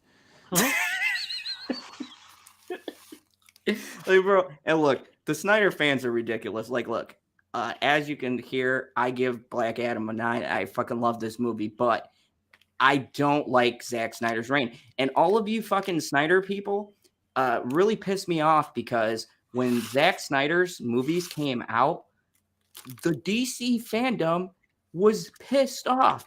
Remember, you guys, because I remember that. I came out and said, hey, Man of Steel wasn't that bad. And they were like, fuck this movie. This fucking sucks. Zack Snyder can't direct. And now, years later, all of a sudden, Zack Snyder is a fucking masterpiece of filmmaking. Like every film is good. No, you're all full of shit. I was there for those debates. Okay, when you sat there, BVS was garbage, but you know, I'm really hopeful for Justice League. None of you motherfuckers were there defending these movies. So now that you're coming at me saying Zack Snyder's verse needs to be restored, you all can kiss my ass because when these movies first came out, you were right there criticizing with Jesse Eisenberg as the worst motherfucking Lex Luthor that ever was. He was fucking terrible, and all of you stupid idiots defending him, watch Smallville. Michael Rosenbaum is 20 times fucking better, and that was a television show. So fuck you guys. Your guys' taste in movies suck. And Yeah. if you're gonna go, it's in the comic. No, the fuck it isn't, because I've read them. There is nowhere in the comic where Lex Luthor is an eccentric asshole. Yeah, I mean, you're right. That's the only reason I went to the movie theater to see BVS, because everybody was trashing it. I was like, man, this movie can't be that bad. It can't Sure it be as was. bad as what you all are saying. And then when I went to go see it, it's like, oh, this Yeah. is okay. This is okay. And then it fell off a cliff very quickly. Okay. Yes, I figured out because I went back and watched it because I've seen it a couple of times because, like you said, it's not bad. And then Lex Luthor gets introduced, and I fucking, at least in my mind, that's where it drops off the cliff because I was sitting there watching it and I was like, well, this scene ain't bad. This scene ain't bad. I'm enjoying this scene, yeah. And then he shows up and I was like, who the fuck is this? And look, I like Batman killing people. I don't think that's a negative. For me, it's entirely Jesse Eisenberg's performance that takes me like PB. Once he comes in, I click the movie off. I'm done. I don't need to watch because that's where it falls off the cliff. And Jesse Eisenberg's a terrible fucking actor. Fuck him. I've never liked any of his movies except for, was he in The Social Network or was it Matt Vieira? I always mix them up because they fucking look the same. They're both act the same too. So You're such a racist. fucking white people. Anyways, All white people I've look the only- same, hey? I've only seen BVS once, and then I saw the ultimate cut, and I fell asleep watching that. But I don't remember the specific moment in the first one where I was like, okay, this is taking a turn from the worst. Because it had to be around the 45-minute to a 1 hour mark. Yep. which is I do remember ironic. that. Luther gets introduced at the like 1 hour mark. Oh, God. Yeah, that it's the worst cast of a character I've seen in a very long time. He's just like, he's playing the character he played in The Social Network, and it works for The Social Network because from what I hear, Zuckerberg was very eccentric like that. That was kind of like the character. So he was coming off of that nomination, and he just fucking acted like that for Lex Luthor. And Lex Luthor is cold, calm, collected, and calculating. And he is none of those He things. don't play fucking basketball, and he don't have hair. I don't want to see that transition. I want to see Lex Luthor, you fucking idiots. He was bald since he was a kid. That's why when he's an adult, he has no hair. He had a condition where he lost his hair. This has been done in every fucking Superman. Zack Snyder don't give a fuck. He needs to have his moment. Well, you wait till the next one they make. He's going to make Lex Luthor black this time. No, Zach's I'm gone. more okay with that. Zach's gone. Zach ain't coming back. It's been confirmed. Zach's moved on to making Army No, of I'm the talking about the fucking- next Superman movie. They're going to make Lex Luthor black. I mean, As long as he's I'd be fucking fine. bald. if he's bald and that'd be fine by me. Stop I just it. want an accurate Lex Luthor. Look, That's it's not accurate, bruh. it's not, because actually, LB, the cartoons, Justice League Unlimited, one of them, they did do a black Lex Luthor, and he was fucking good. Yeah, and So- it took me like 3 episodes to figure out who the fuck he was because I was like, who the fuck is this? Who's this black guy? Had no idea. Just like fucking Hawkman. Hawkman had no idea Hawkman was a black guy now. Yeah, so race swap for this was Hawkman. I don't have a problem with that because it's built into his backstory. Hawkman dies, gets reincarnated. Every iteration is different. They've done multiple races. It's kind of how we get away with changing his race. I don't have an issue with that. He still acts like Carter, which is a sarcastic asshole. Like, look at the Michael Shanks from Smallville. He So still, good. to me, had that personality, like very gruff when he needed to be, but a wise ass to everybody around him. Am I wrong? You watched the movie, PB. That was his. Oh yeah. Played the character how it should be played. No, he did a And I great thought he job. did I an just didn't know. excellent I said I was only disappointed because I didn't know who it was from the start. So for like the first couple scenes that he's this is in, funny. I didn't realize that it was Hawkman. And I was like, who in the fuck is this guy who is quite obviously just the pilot? And he's like giving a business to all of these heroes? You just shut up and be the pilot guy. And then they get to the location and he jumps the fuck out. And I was like, what So the hell just happened? And then the fucking wings pop out and I went, it was Hawkman. I want to know about Shit. this movie. Is The Rock playing himself again in this movie? Not at all. The No. Rock has, as a matter of fact, this is probably the least amount The Rock has spoke in a movie since Faster. If anyone saw that, fucking love that movie.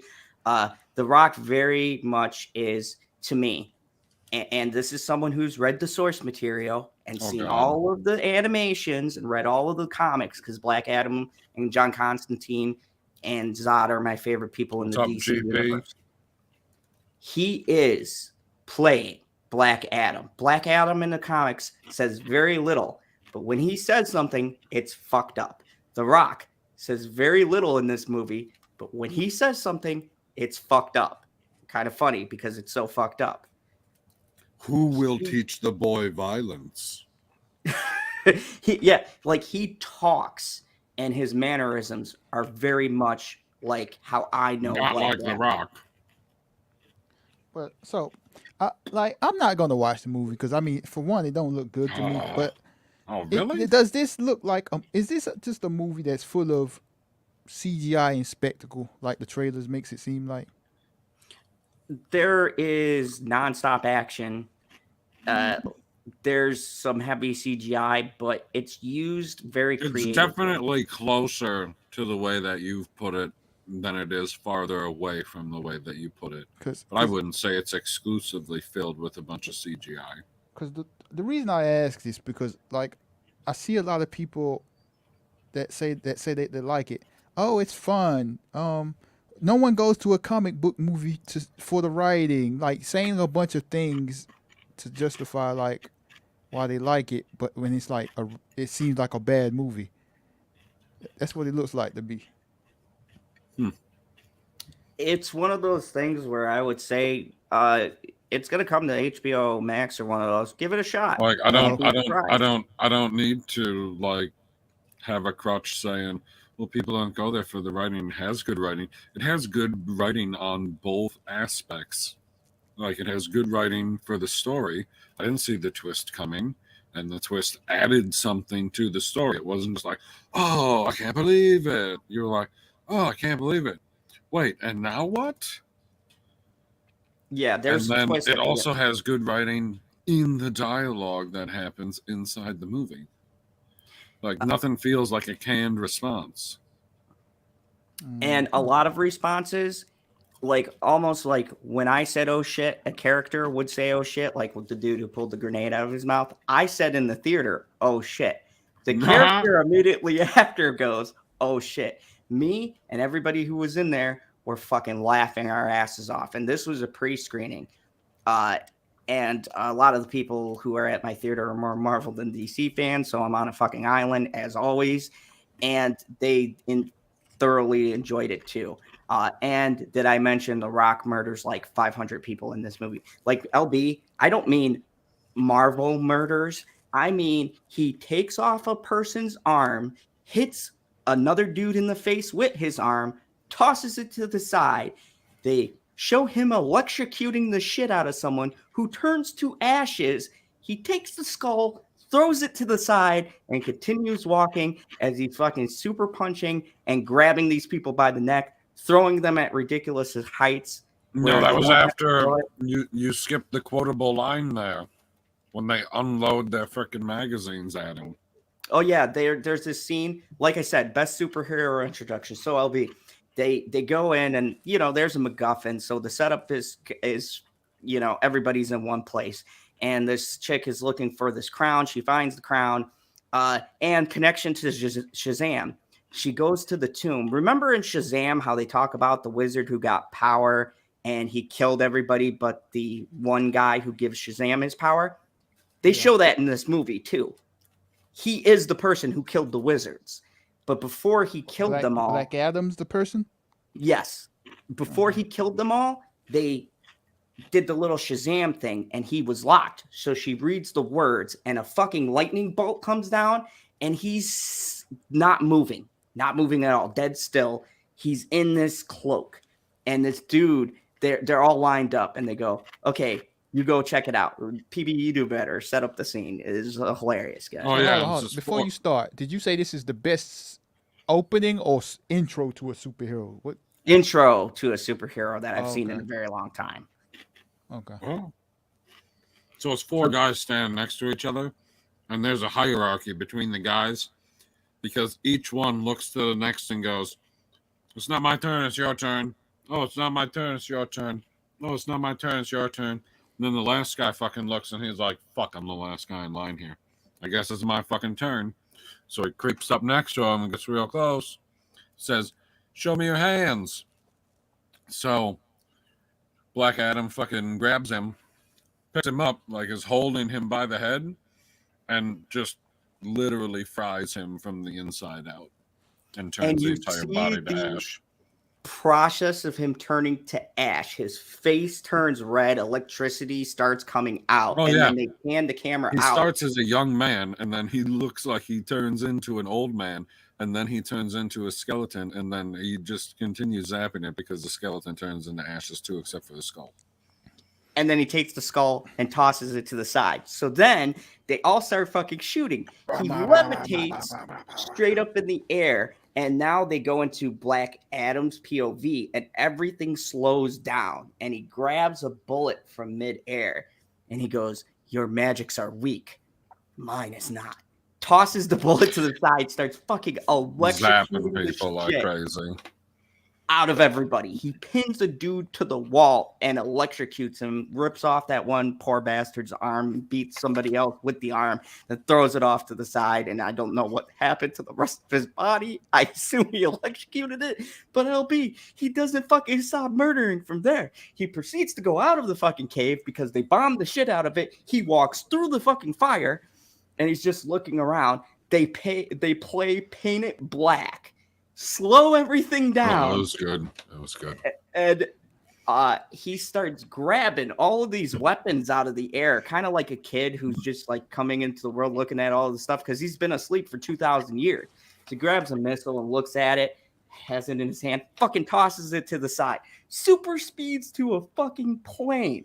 Then they pan the camera out to show you how fast he's moving. He super speeds to one plane like a fucking horror movie, goes like this. The person looks and goes, "Oh shit, he's on a," and then he speeds off, and they're like, "Where did he go?" He takes the two planes and smashes them into each No, other. they were Drops helicopters. They were helicopters. or helicopters. He smashes them together, drops on the fucking ground, slows everything again, so you could see like his perspective again. He's fucking just taking bullets, looking at him, fucking tossing them, and then he just starts emitting electricity out of his body, and they're showing in slow-mo where the electricity is going for a purpose too.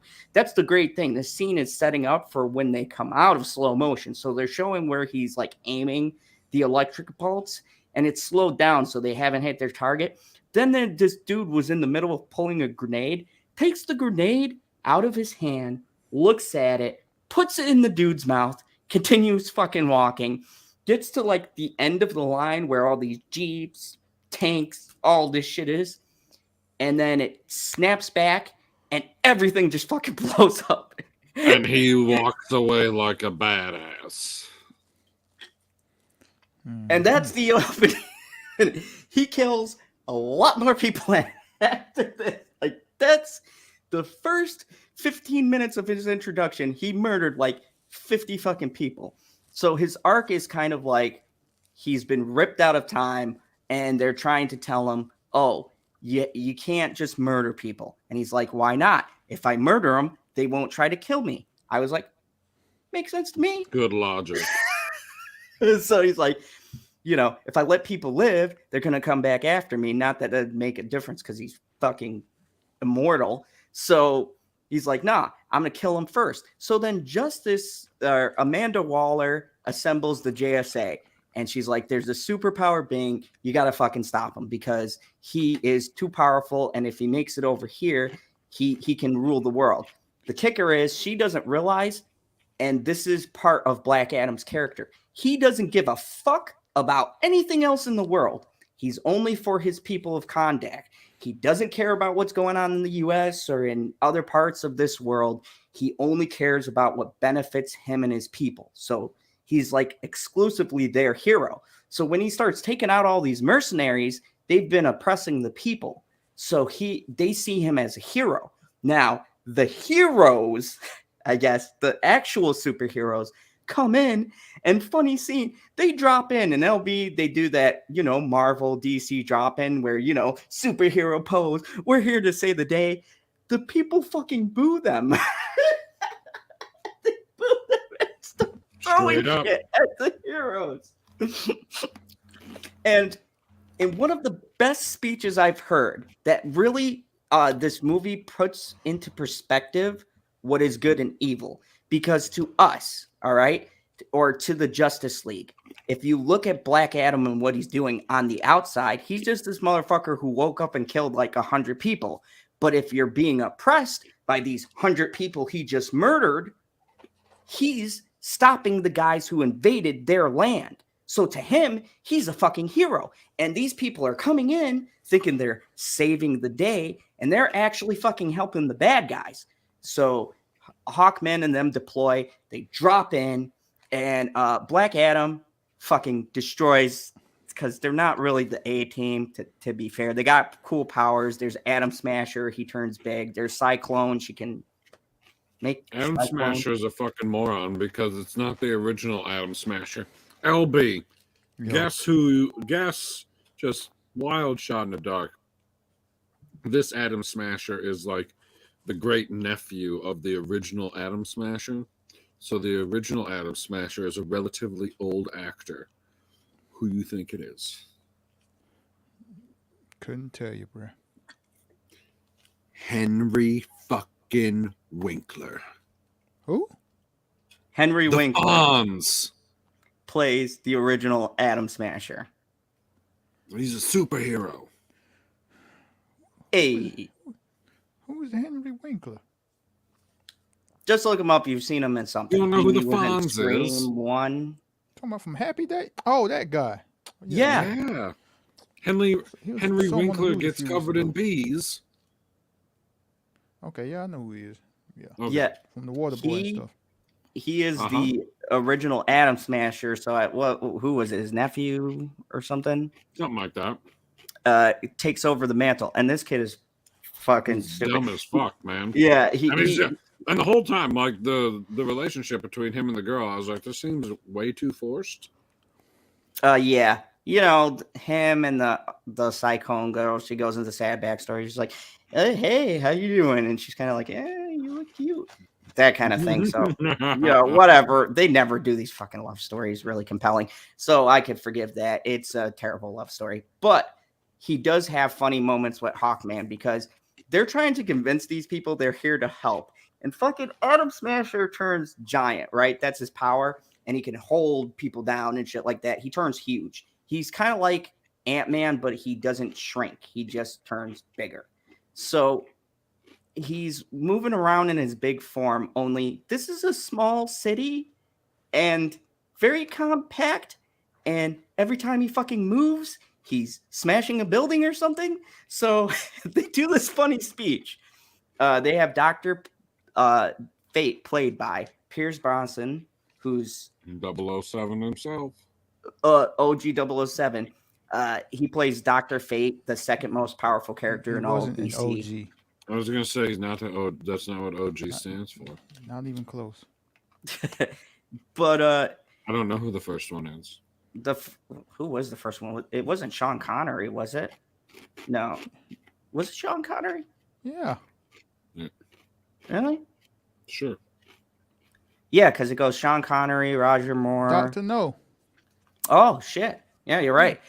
So he pops up, and Dr. Fate's ability is he can predict what's going to happen to everybody else but himself. So his helmet allows him to see the future, and he's got these powers where he can make copies of himself in this like symbol that traps people, and he can trap people in their minds. He's a really fucking powerful character. So Talking about the Unk. yeah. So Okay. I'm confused. Okay. Where does Doctor Superman? Fate has magical powers, kind of like how Wanda almost done. does. I was going to ask about this Superman connection. Like, where does Superman come into play? Because I thought Black Adam was a Shazam thing. Yes. It is. So Black Adam is a natural rival to Shazam. However, Shazam is connected to Superman. Superman is connected loosely to Waller because Superman doesn't like Amanda Waller, but she's manipulative, so she'll be like, "Hey." Everyone is connected to Amanda Waller. So she's like, "Hey, there's this guy." She won't give him specifics, but like he's super powered and could destroy the world. So maybe you want to get on that. So that's why Superman's in the movie, because Black Adam is God level power. Black Adam and probably Shazam are the only two in the DC universe that could defeat Superman because of their powers. They literally have powers of gods. Yeah, I've seen Shazam. I'm not buying that. No. Black Adam, if you want to see what Shazam's power is meant to do, watch Black Adam. Like, Black Adam does not turn into a little boy. He is a man, and he does not hold back. He shows what the powers can do, and he's pretty much immortal. Nothing earthly made except for Eternium, which doesn't go anywhere. That can kind of hurt him. I think they wanted to make like a kryptonite for him, but in the comics, he actually really doesn't have a weakness. Him and Superman are on the same level, basically. If they get into a fight, the Earth loses because their fight would be like a vibration. They hit the same. They have the same speed. They have the same strength. The only thing Superman really has on him is he's got the super breath and the heat vision. I don't remember how the heat vision does against Black Adam. I think he can block it with his lightning. The super Don't breath. matter. It just comes down to who hits each other with the super weapon first. Because if Superman punches Black Adam with some type of Eternium, Yep. what a weird name. Or if Black Adam punches Superman with some green kryptonite, game over. Yeah, so it'd be a very devastating. One of the heroes would definitely die if they fought each other. So, it's like god tier powers, and this is my one negative for the film. So the thing with Black Adam, and it's really a problem Superman has too, is I feel like okay, so not a racist comment.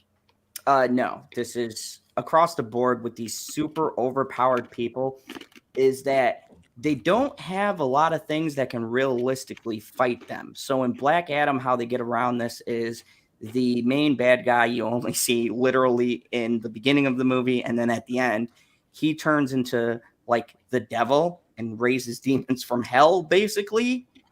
And he sits on Black Adam's throne, which gives you powers. For him, it raises the dead. For Black Adam, it looks like a cool shot. I'm not gonna lie. I thought you was gonna say he sat on his face. No. So they're fighting to get on this throne, and he goes. There's a big race to find this crown. Dumb bitch gives the bad guys the crown. They do the whole, the kid gets kidnapped. Black Adam goes to save him. This was a funny scene. Black Adam has to work with the JSA. So when they drop down, they're all, fighting each other. Kid gets kidnapped. So in a funny ass scene, Black Adam has to actually let somebody live because they need information. He fails at this once. So he's chasing these bikes down to find the kid. They bamboozle him, and there's this poor bastard on the bike, and he says, "Where's the kid?"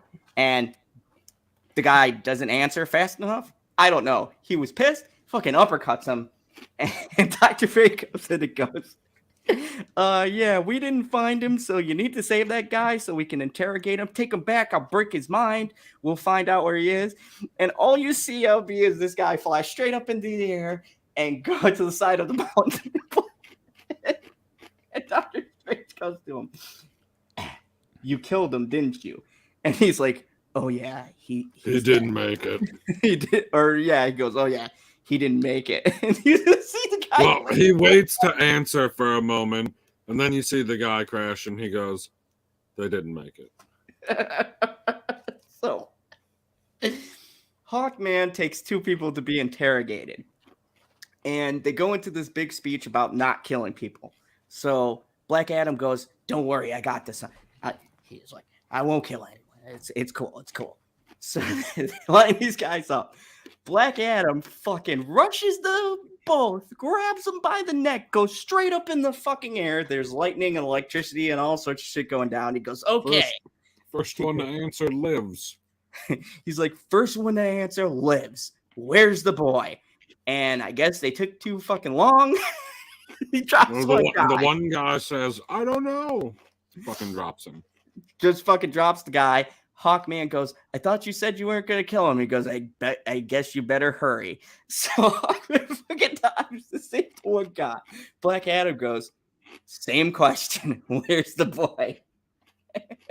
Guy looks at him, tells him everything, and Black Adam still fucking drops him.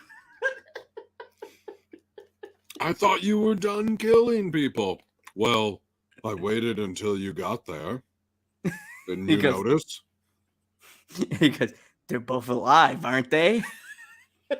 Hawkman has to rush over. It's like dive bomb save one guy. They wind up saving both guys. And so this leads to like our climax. So they're supposed to use teamwork. Superman.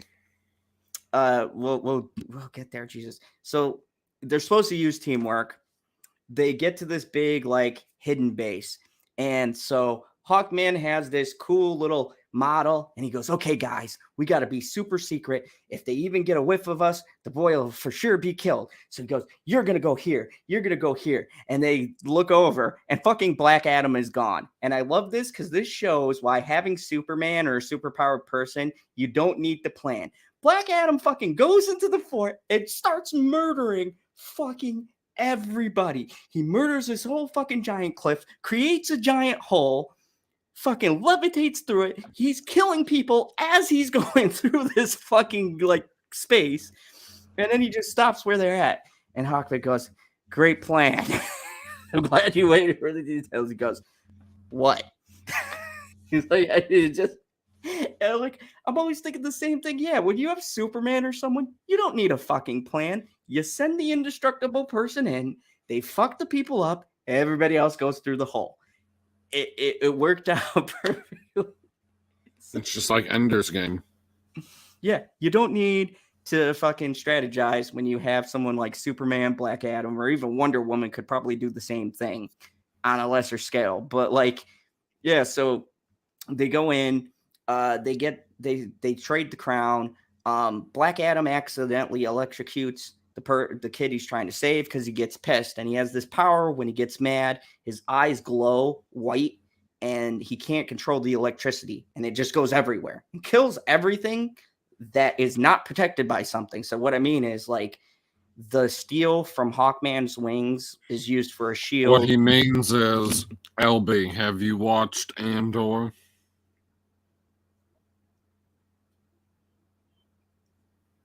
Are you there? Did he die? This is a disaster. Anyways, if you're wearing the boots in the prison in Andor, then you'll be safe from his electricity. Yeah. So you have to be grounded. So he hurts the boy, gets an attack of conscience, explains his story.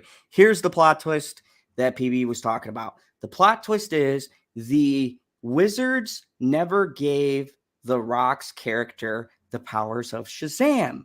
They were actually meant for his son.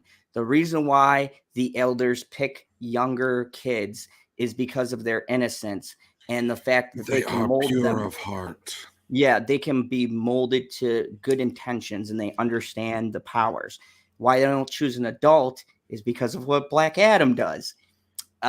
Instead of saving people, it's shown that as soon as his son transfers the power to him, they ambush his house and they kill his son.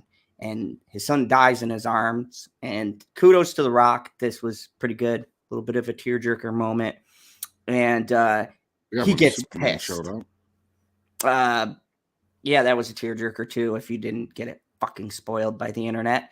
But still, the scene itself was set up good. So Black Adam's son dies in his arm. And he is pissed because at this point, the wife also gets put into prison. And I presume they killed her too. He goes in the fucking throne They room. raped her first. I think that wasn't applied to. Yeah. I forgot about that. So the most horrible shit that could happen to this man has happened. He is broken. And he fucking gets this power. And he fucking goes in the throne room and murders every fucking person, saves the king for last so he can see all of the people being murdered, and goes atomic. That's when he can't control his electricity and fucking obliterates the whole entire temple. Just, I don't know what falls into the fucking ground. He murders everyone. And the wizards pull him up and they go, yeah, this is why we don't give people these powers. Because that you fucking blew up the temple. And so LB, the plot twist is The Rock was never supposed to be Black Adam. His son was supposed to be. His son gets murdered in front of him, holds his dead body. His wife gets raped and killed, and he fucking murders everyone. So this is where you get to see where Shazam ties in. The wizards all summon him up, and they're like, we got to strip you of these powers because you were not ever intended on having these powers. These were supposed to be for your son. We don't know why you transferred the power, but whoopsie, he murders all the fucking wizards except for the one you see in Shazam. And I assume he used those poor bastards as a distraction. He does the spell and says Shazam. And that's the start of the movie, of The Rock being entombed. And I think that's where it's going to tie into Shazam 2, is he was the one who murdered all of the elders. And he tells the story to Hawkman, and he gets the kid who's the main star, not his son, but the kid who he's kind of starting to like. He gets him injured. So he says, I'm going to give up my powers because I am too dangerous for this world. And so he gets imprisoned by Amanda Waller. And Devil Guy comes back, who's this bad guy who hasn't been in the movie until this point. He steals the crown, dies with the crown. It gets fused inside of him. He becomes essentially, I want to say, like Lucifer, and goes towards the throne. Sits on the throne, summons a demon army. Dr. Fate goes, oh shit, we can't beat this guy. One or all of us are going to die. There's only one person with godlike powers who can beat him. And we just fucking locked him up. So he uses the last of his powers to cast a giant barrier over shit. So exciting. I knocked my lampshade over. So he casts a giant barrier over where him and Lucifer are fighting. Thought you were just going to hold it. And he psychically links in with Black Adam. And he's like, you can't give up. I'm going to give you a head start, but I can't help you because I got to hold off this demon motherfucker. I'm paraphrasing, until you get here. So he frees him from the prison. And he goes, if you want to redeem yourself for your actions, this is the way. He goes, you don't have to be a superhero, but you can be something more. You can do things that we won't do that need to be done. You have a place in this world. So, some inspirational shit breaks him out. Amanda Waller needs better security guards because at no powers, The Rock fucks all of them up. He's this skinny ass old guy because he lost all of his powers that make him young. So he's like thin and wrinkly, but he must be strong as shit because he beats the fuck out of these guards. They're underneath like water, like the fucking ocean. And he gets out of this bubble thing that's keeping the water back. He swims up to the surface, but it's pretty fucking far up. And he's like floating up, and drama. Everything's getting woozy, and so it was a pretty emotional scene. And right when he gets to the end, he sees a vision of his son. He's like, and his wife. He goes, you know, it's my time. I can't do this. I'm not a hero. The world doesn't need me. And I'm sitting in the theater going, we need you, Black Adam. We fucking need you. You're a hero. You're a hero to me, right? And he floats up. And right as he gets up, his son says to him, you need to go back. You need to be the protector this world needs. And he yells, Shazam! And bam, turns back into Black Adam, gets the OG costume with the yellow fucking cape and all black with a yellow symbol, fucking floats up, fucks up the bad guy. And he's wearing this crown. So he's got to get the crown off of him. He tears the demon in half, and they show it because CGI monster, I guess, doesn't count as violence. And he's been trying to make a catchphrase throughout this whole movie. It's like a funny running joke, but he kills everybody before he says the catchphrase. So at the end, he grabs him by his horns and he's splitting them apart. And he goes, oh, yeah. He goes, tell him the man in black sent you. Rips him in fucking half. The world is saved. People love him. You know, the Justice Society's a little fucking, you know, like, hey, don't kill people. He's all like, okay. So they fuck off. He sits on his throne. Post-credit scene, Amanda Waller shows up with a little CGI fucking robot, and she's like, well, I couldn't keep you in my prison, but this will be your prison. You will stay in Kandar. If you leave, I will send force to meet you. And he goes, there is nobody in this world who can stop me. And she goes, well, I know somebody from a different planet. And he goes, whatever, blows up the screen, smoke, John Williams music, fucking Superman, drop from the sky. And he looks at him and he goes, we need to talk. They both float up into the air, smashed credits, fucking epic. 9 out of 10. Love this fucking movie.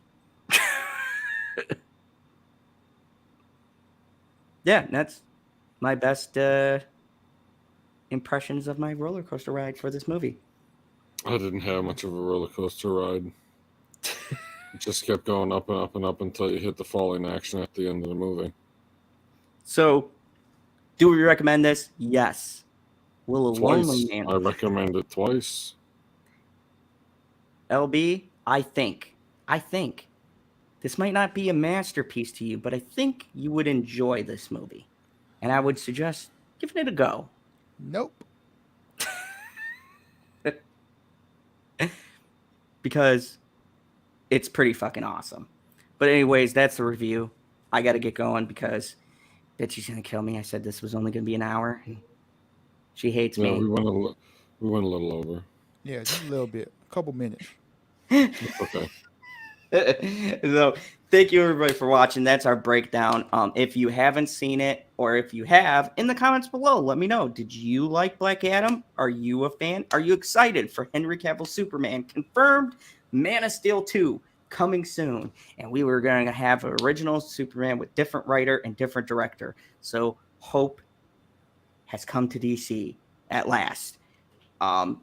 So in the comments below, let me know, have you seen Black Adam? Do you like Black Adam? What do you think about it? Let's go to the rest of the panel and get our final thoughts, starting with the Lonely Man. Do you got anything coming up, anything you want to promote before we get the hell out of here? Nope. Oh, that's interesting. Nothing spicy? No controversial stuff? Well, you Stuff claim you subscribe to my channel. Go watch. But this is your Black Adam spoiler review. It ain't about me. Okay. Mr. Pop Culture PB, do you have anything coming up? Maybe another video about how great Black Adam is?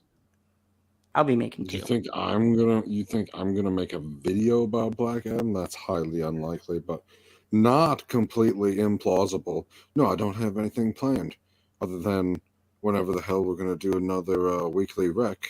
You got off on Sunday? Possibility, but I have to check because I have to see Mama's odds. So. Oh, you do that checking. Then we might do a stream then. But if we don't do one then, we're going to be doing multiple streams during the week on the Prophets of Geek Culture. Husky will be gaming. Zod might be gaming. And then at some point, we're going to review another episode of Andor. The best but not watched Star Wars show, apparently. Love Andor. Top tier stuff. LB, have you seen Andor? Yes, I've even talked about Andor on your own channel. Yeah. Doesn't it just get better and better every episode? I would agree somewhat. So, yeah, we all like Andor. So people, watch this show because I want to see a season 2 of this show. I think it's great. I think it's a great Star Wars thing. And we do have a chat with me, LB, and PB. So check that out on this channel. And I will be doing a couple of reviews for Halloween, ending on Halloween with a spoiler review for the goriest movie I am pretty sure ever made, Terrifier 2. It's not for the faint at heart. So if you don't like that kind of movie, you can come and watch my spoiler and I can get into the nasty details. He's becoming an icon, Art the Clown. But it's some great stuff. It was purely a funded movie by Kickstarter. So it's very cool to see a director, and he uses a lot of practical effects. The cinematography is really good. And it's cool to see these directors who get a shot and they don't have to have these restrictions that studios would mandate for a movie like this. It made quite a few people throw up, from what I hear. I think they're just a bunch of pussies, personally, but whatever. I guess people have weak stomachs. But I'll be talking about horror movies, and I will be reviewing the worst horror movie to come out this year. Pray for the Devil.